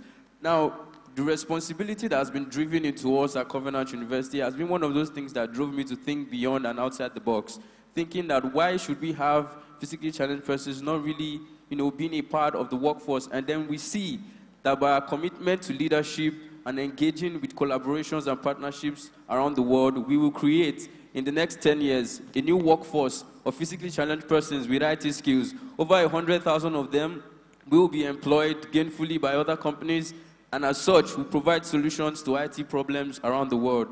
This has been our dream, and in the short while, we will see it come to pass. Thank you so much for this opportunity, and with this responsibility that we have taken, we know that the future will be created. Thank you very much. Thank you so very much for this beautiful piece and contribution. We are stressing on this because we want, in our outcome document to United Nations, we are going to produce outcome documents. We just don't want to do this as one of those shows. This is not a show business. As a matter of fact, I don't do show business. I do business to change my world. So it means that we're going to include the Covenant University values as the tool to change the world. And permit me to let you know, I shared with Dr. Peters last night when I saw her. I was supposed to be taking an interview in New York today. Today is 22. And I said, being here, and that is why we're putting all our all to ensure the success of this project. I said, being here, as Holy Spirit has informed me, is louder than being with the President of the United States of America. I obeyed, and I stayed behind. Can I shock you? Just yesterday, as we're driving to this place, I got an email from another UN agency, UNSDG Action Campaign, that for be on the standby, you are going to be addressing the world on this value. So permit me to let you know that on Tuesday, and that's why we still have our team here in Covenant University till Monday, the Global Day of Action for Sustainable Development. We are going to be acting for SDG. We'll take all the necessary pictures today. I am going to be standing in front of the world in New York on Tuesday by 1 o'clock. I'm going to be talking to world leaders about what is happening here. So stay tuned. As soon as I get to New York, we'll be interacting. So keep the conversation going. Thank you so very much. Please, we have Blessing. Blessing, have you?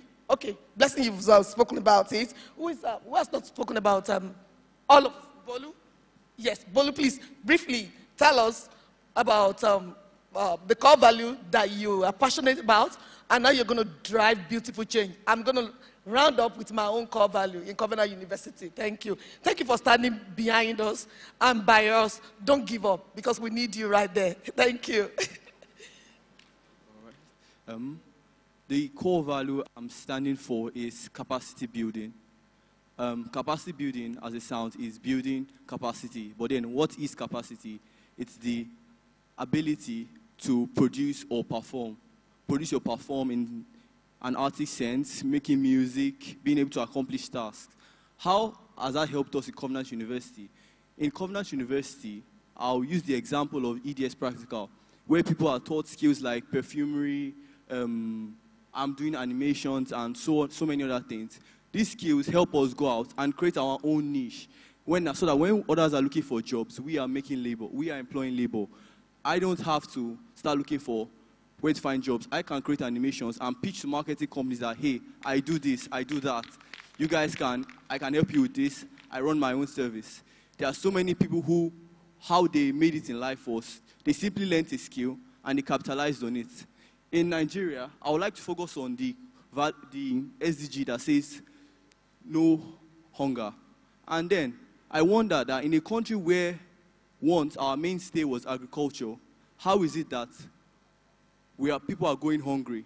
Why? Because we have lost the capacity to feed ourselves. How will capacity building help Nigeria? If in other schools and in our communities we can drive people who get back into agriculture, get back into farming. For example, Landmark University is a university that has a large part of it focused on agriculture. And at some point, was it last year, a student of theirs, a graduate student of theirs, came up with 3 of the machines that they use in the rice production process. That's building capacity. The school as a whole is producing people who are making a difference. If in all our communities we have people making differences in different sectors, agriculture, in our economy, Nigeria and the world as a whole will be able to move forward. And not just school capacity, life skills, mental capacity, emotional capacity. When we can build things like love, it becomes easy to sacrifice. When you are responsible, when you are diligent, you can't be diligent at a work you don't have the skill to perform. So when we have capacity, then we can be hardworking, do what we need to do, and the world can move forward together as a whole.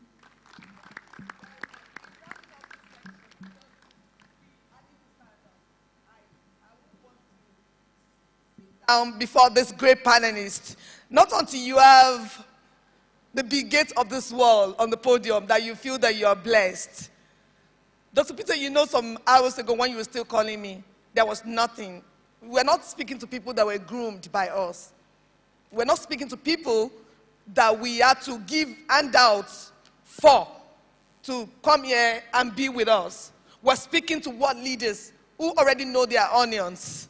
Most of them, I saw them last week. I saw the gentleman, the medical doctor at Okeodo, who came in to act. And I told him that if only you can utilize what you have, you should be selling products to the world. So we have beautiful, brilliant, intelligent Covenant University students, which want to take their message back to the United Nations and say, beam your light here so that the world can change. That's why we're having this conversation. And why I am doing that, my own portion to United Nations, and I want this to be tweeted wide. I said, and I quote, that the only tool that United Nations need right now to drive change all over the world. Look at problems everywhere. They can't solve earthquake. They can't solve all of this problem. We need to return back to our maker, to the book of Genesis. That I'm going to mention on Tuesday in New York. I'm going to mention that because if all my people, all the United Nations of this world, the over 193 nations of the world can come together and turn to the beginning, like we saw in that movie, where we saw in the beginning everything was really very beautiful before creativity was wiped off from planet Earth. So we all need to turn, all my people in the world, turn to the spirituality side.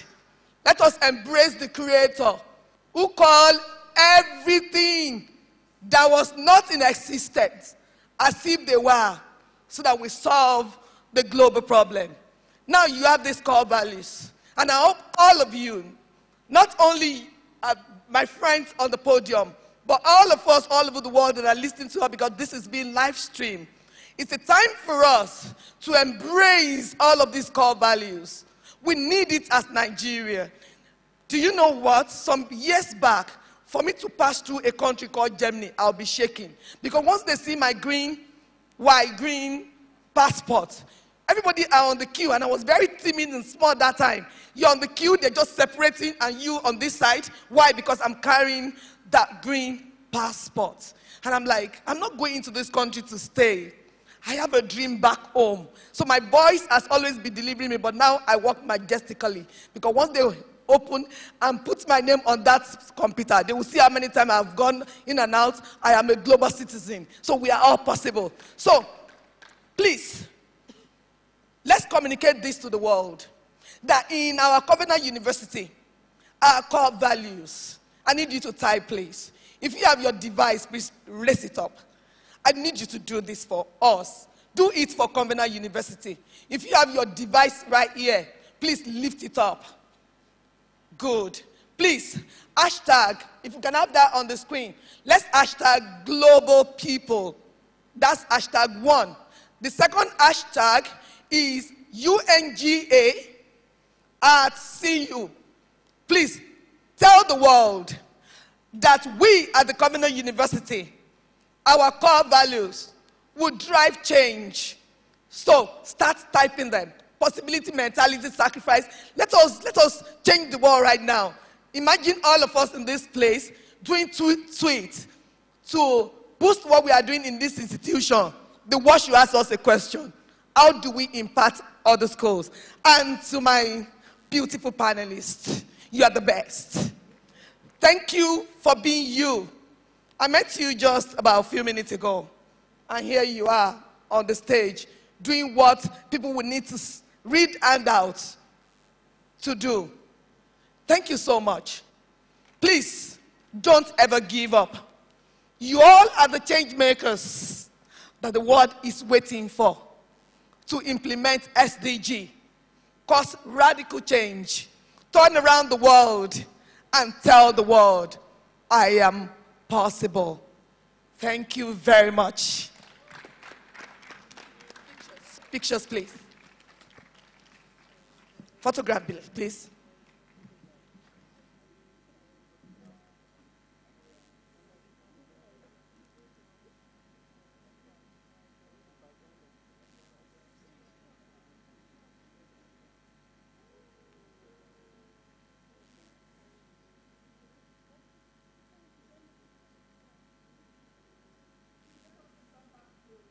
Hello at the studio. Let us turn back to the United Nations. We should be having innovation and education. Everybody should be part of this discussion that is going on. And don't forget to hashtag innovation and education that we're discussing. Thank you. Please hashtag that we are innovative. We are Covenant University. We are possible. As you are joining this conversation at United Nations General Assembly. Thank you.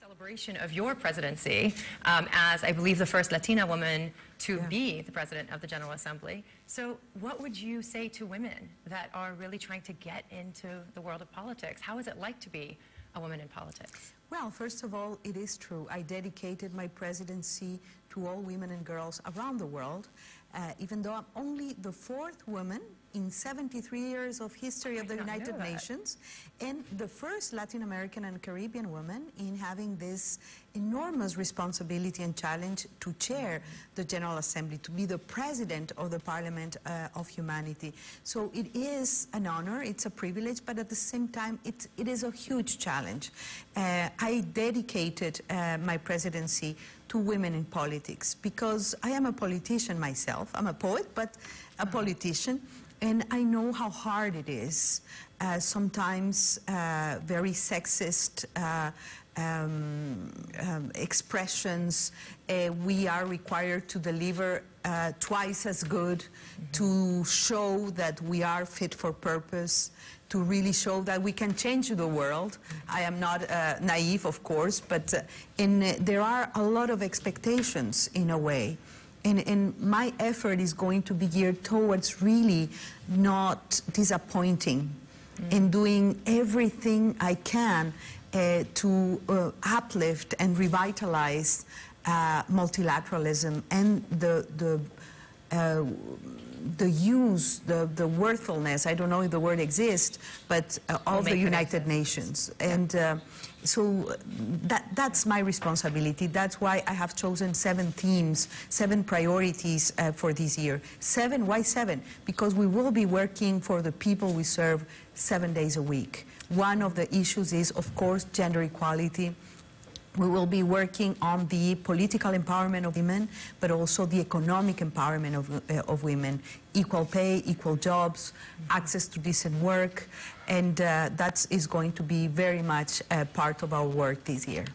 That is fantastic, and I love that you called yourself a poet, because I think far too often we talk at each other and not with each other, and poetry has a way of really delivering a message that gets to the heart and mind and the soul of people, which is in essence, I think, what policy and development should be and is most about for most people. A lot of what you talk about, too, through making the UN more accessible is really thinking about putting people, the stories of people, at the heart of this decision-making. And I was listening to your inauguration speech, and I loved that you referenced youth. You reference, in a lot of the work that you do, really people.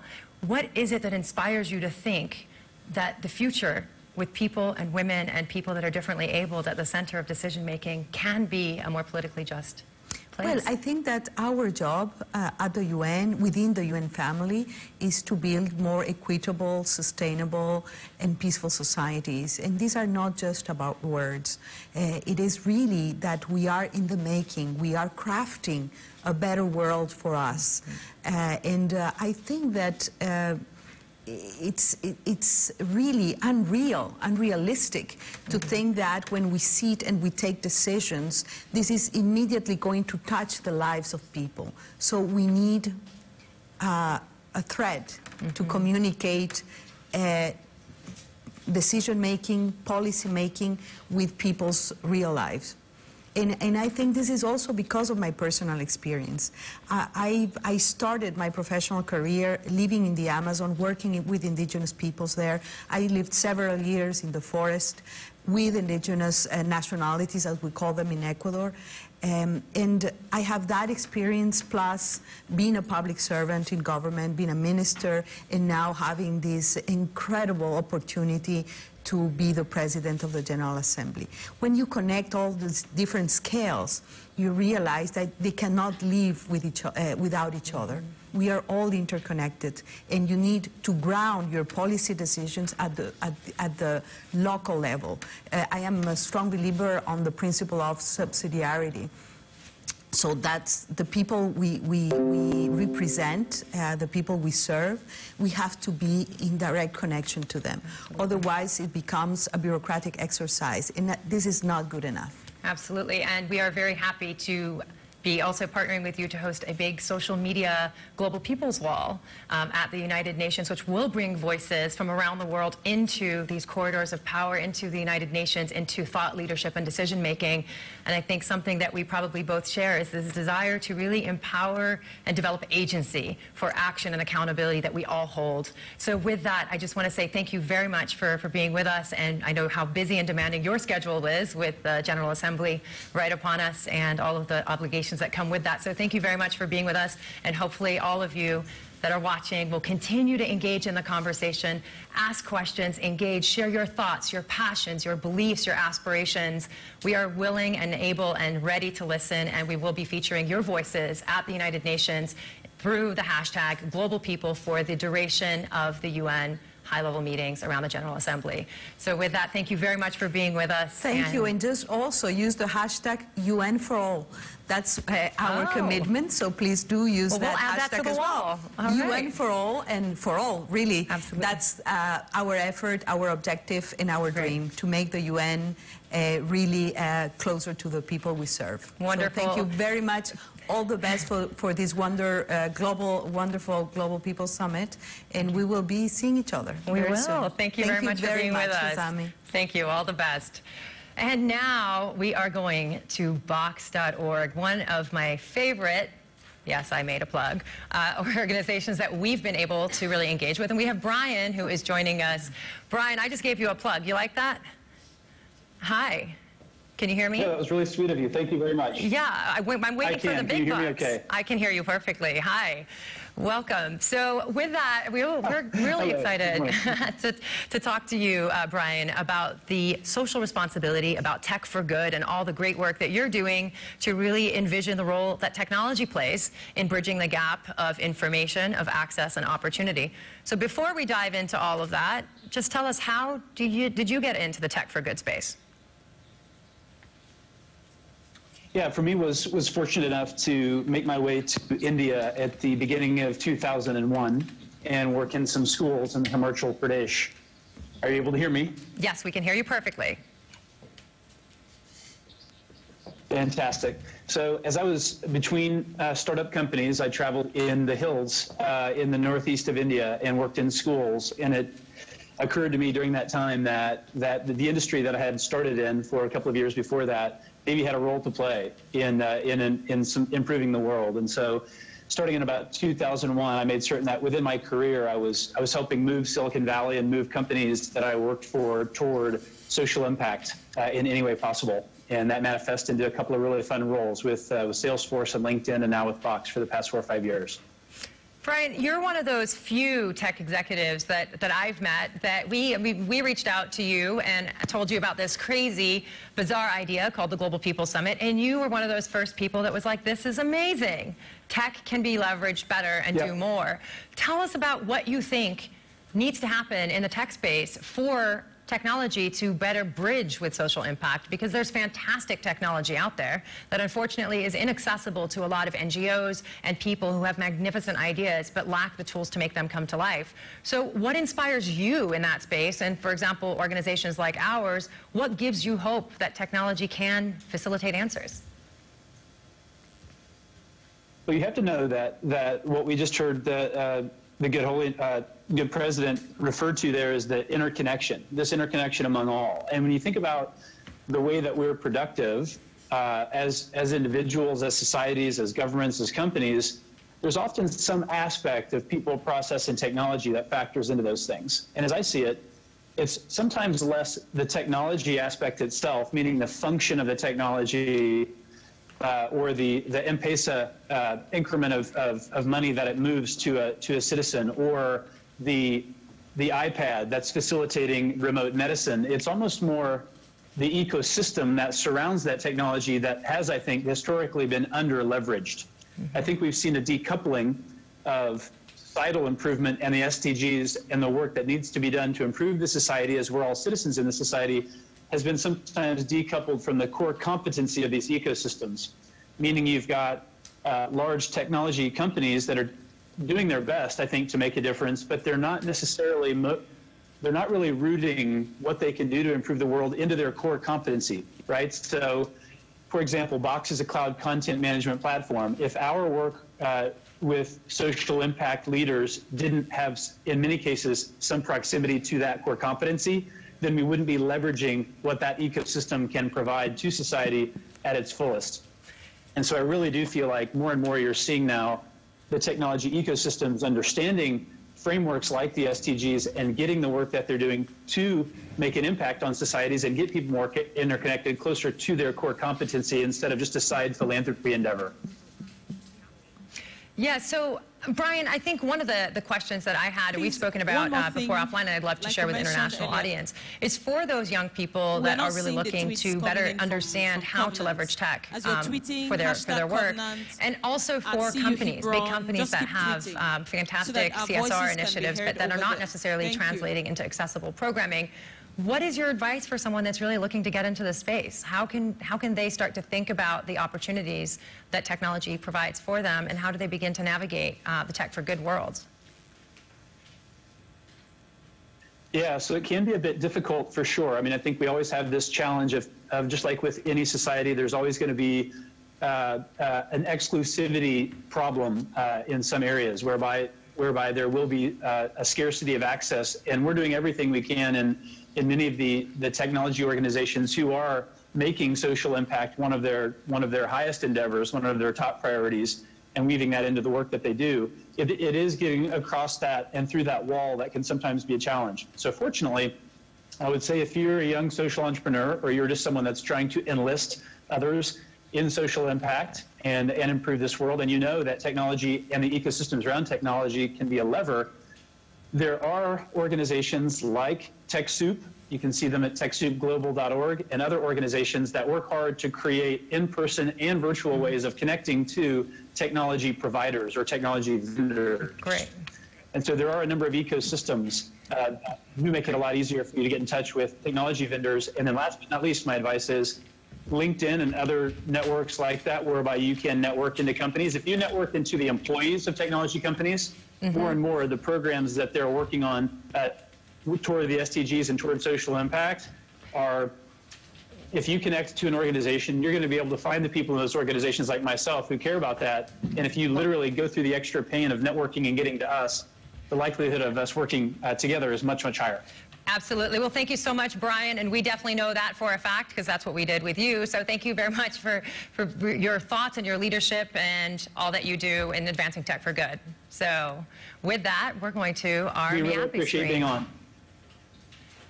Bringing voices from all over the world to us through our, thank you very much, Brian, bringing voices from all over the world through this wonderful social media tools, which again, as you heard earlier, we will be bringing for the first time in history to the United Nations to bring global voices to the UN system. And it's been very inspiring to see so many conversations that are happening all around the world that are really working extremely hard to plug people in, to connect people. And I think one of the things that we've realized through the work with the Global People Summit is there is no shortage of passion, there is no shortage of expertise, and there's no shortage of curiosity. And the reason I love the word curiosity is our next speaker, who will be joining us very shortly, has actually made her job understanding how curiosity can be leveraged to understand difference. But before we get into our next segment, I just want to really quickly touch base on a few of the morning conversations because I think they help bridge into the afternoon. And to remind you all, please get online, tweet to us, ask questions, and be involved. And I'm loving the social media traffic. I mean, look how beautiful you guys look. There's just awesome stuff. And our digital army over there, which I definitely want to acknowledge and shout out to. I don't know if we can somehow pan the camera to our digital army. Don't kill me, tech team. But we have amazing people that are working to help connect all of you. And we call them a benevolent army. We don't use that word in the correct way. But we have so much potential when you look at passion and young people and the expertise that we bring in leveraging social media and digital media and connecting voices and people to each other. So tweet to us. You have our entire team. There you go. On air. Yes. Wave. Woo. And our live audience here in New York City. But we have a fantastic array of thoughts and of passions and of expertise. And I just want to really say, because I think it is very important to note, that we have 67, and I know I mentioned it earlier, 67 volunteers from all over the world who have been committed for the last few months, working day in and day out to produce the Global People Summit. 100% volunteer. And I think this is really important to note because we have so much potential when you just get the right people to create the right ecosystem and the right environment to really make magic happen. And I hope that inspires you to realize that you too can start to use online tools, use digital tools, and connect people to make change. I personally met all of our digital army online fully. So with that, we're going to go to our remote. Yasmin, hello. Hello. Hi. So Yasmin is someone that I deeply admire and love. She is the founder and CEO of an organization called Voyage. And Yasmin is really interested in how do you become curious, in essence, to overcome difference, leveraging technology. So with that, I want to welcome you, Yasmin, and ask, how are you doing today? Oh my, it's an honor to be here, and I just had my morning coffee, so I have to say that I'm very happy to be here talking to you. I was hoping it was because you were talking to me and not the coffee that made you happy. It's both. Okay. Well, Yasmin, you have a platform called Voyage, and you too are a young entrepreneur. Tell us about your journey. You come from what your background is. You come from a part of the world that is probably also misrepresented often in the media. We've talked about that a few times today. But you found technology, and you've leveraged technology and created technology to create opportunities to overcome bigotry and all types of phobias. And you've been exploring this world of kind of curiosity. Tell us about your journey. Absolutely. So it all started back in 2010 when I was in Kansas. I was coming here to a State Department breakdown scene about the Middle East, more specifically Morocco. And I was really amazed by the curiosity of people who, just wanted to learn about a different culture. And I realized through the power of communication and having meaningful conversations that people were really open. They really wanted to learn and understand, where I come from. So that experience in Kansas inspired me to Greyhound bus, take a Greyhound bus journey across all 50 states in America and talk to strangers. Every interaction made me realize that we're all All right, human thank you beings, so much and we're for all the everyone who same. has been a part of this from the beginning. The point where we're at now is where we have one of the partners of this program. That's the Stanbic IBTC Bank. I'm sure many of us are familiar with the bank. The bank is actually here to fund those innovative and creative ideas that you have. So if you've had ideas, if you've had, projects that you've created, but you're just looking for someone who's going to fund that idea, someone who's going to put in a lot of money to bring it to life, to spread it across wherever you want it to go to, this is the opportunity for you to sell your ideas or to pitch your ideas, but they'll be speaking to us in a moment. And no other person will be doing that than Mrs. Nkoli Ikoli. Please put your hands together.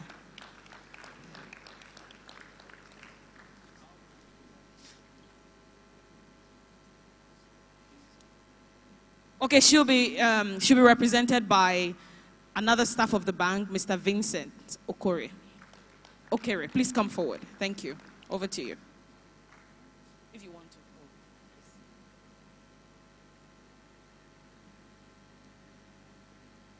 I'd like us to just watch the video.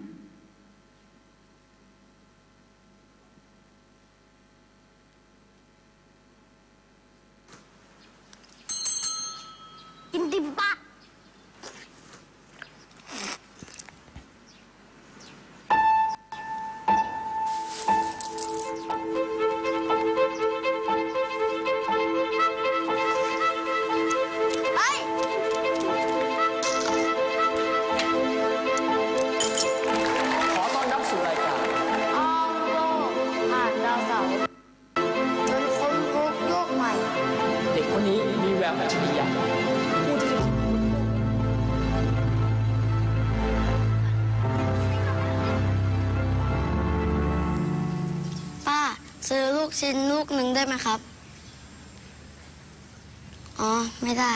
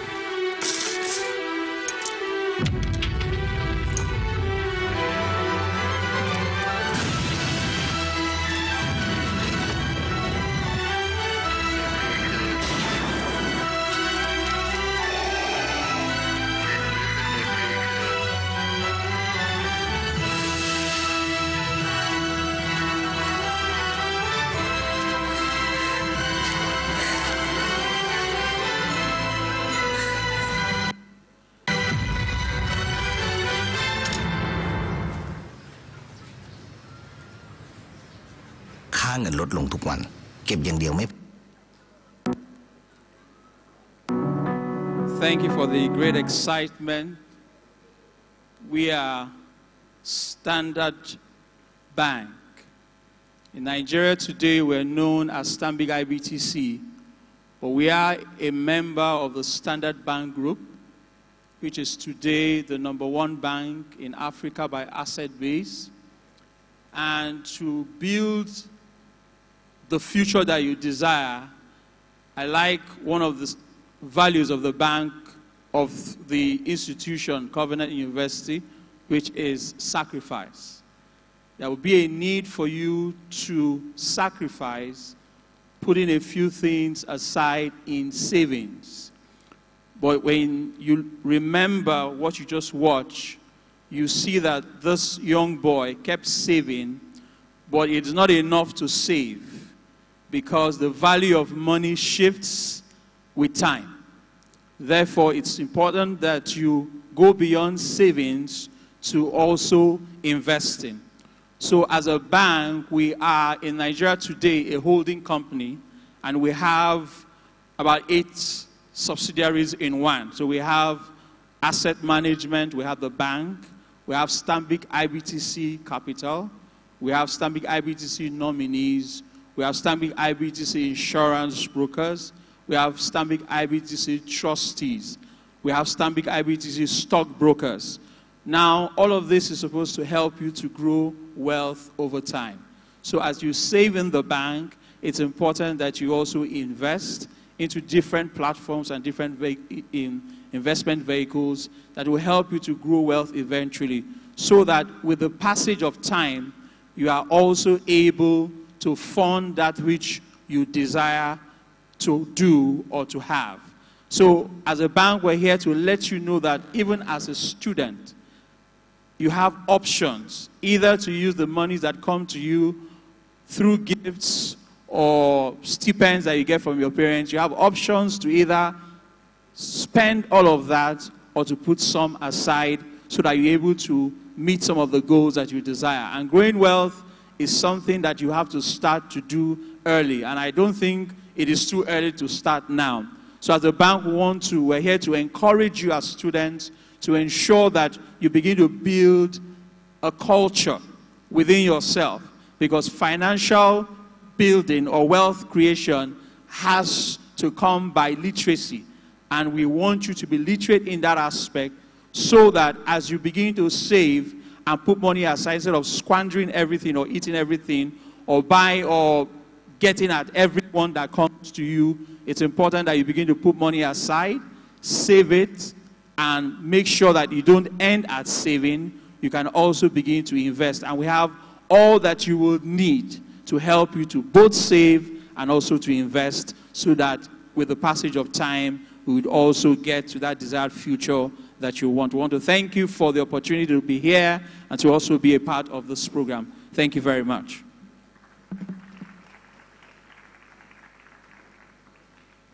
So I don't know if you have questions to ask about what you need to do. I mean, one of the facilitators said, or the coordinator said, that we are here to fund some of your projects. So we don't know what projects exactly you have in mind, but I know that you are here focused to make sure that you get a degree and that you graduate. But I know that as you move on, you're also looking at things that you want to do. Some of you want to become your own employers. So what do you need to do? How do I need to start? You know, so if you have any question you want to ask around that, we'll be happy to help you address those questions. So any question you want to ask about the bank? How safe is your fund with us? You know, are you sure we're going to invest? And after investing, are you sure you're going to get back all that you have invested? If you have any question, we'd like you to please ask us now.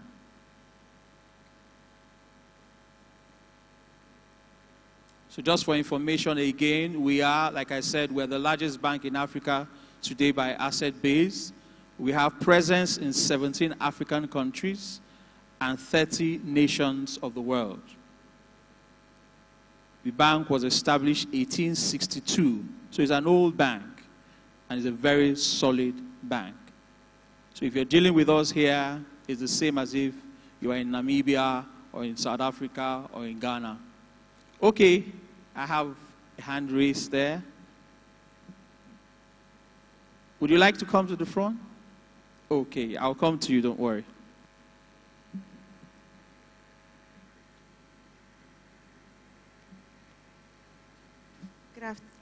Good afternoon, sir. Yes. Okay, I wanted to find out if we could get more information as regards the investment banking. Yes, and if it's possible for us to. Okay, more information as regards the investment banking, and if it's possible for us to register outside now. Yes. Okay, so her question is she needs to get more information around the investment part, and if they can be a part of it, even while they're still here. Okay, any other question? Yes. Please come.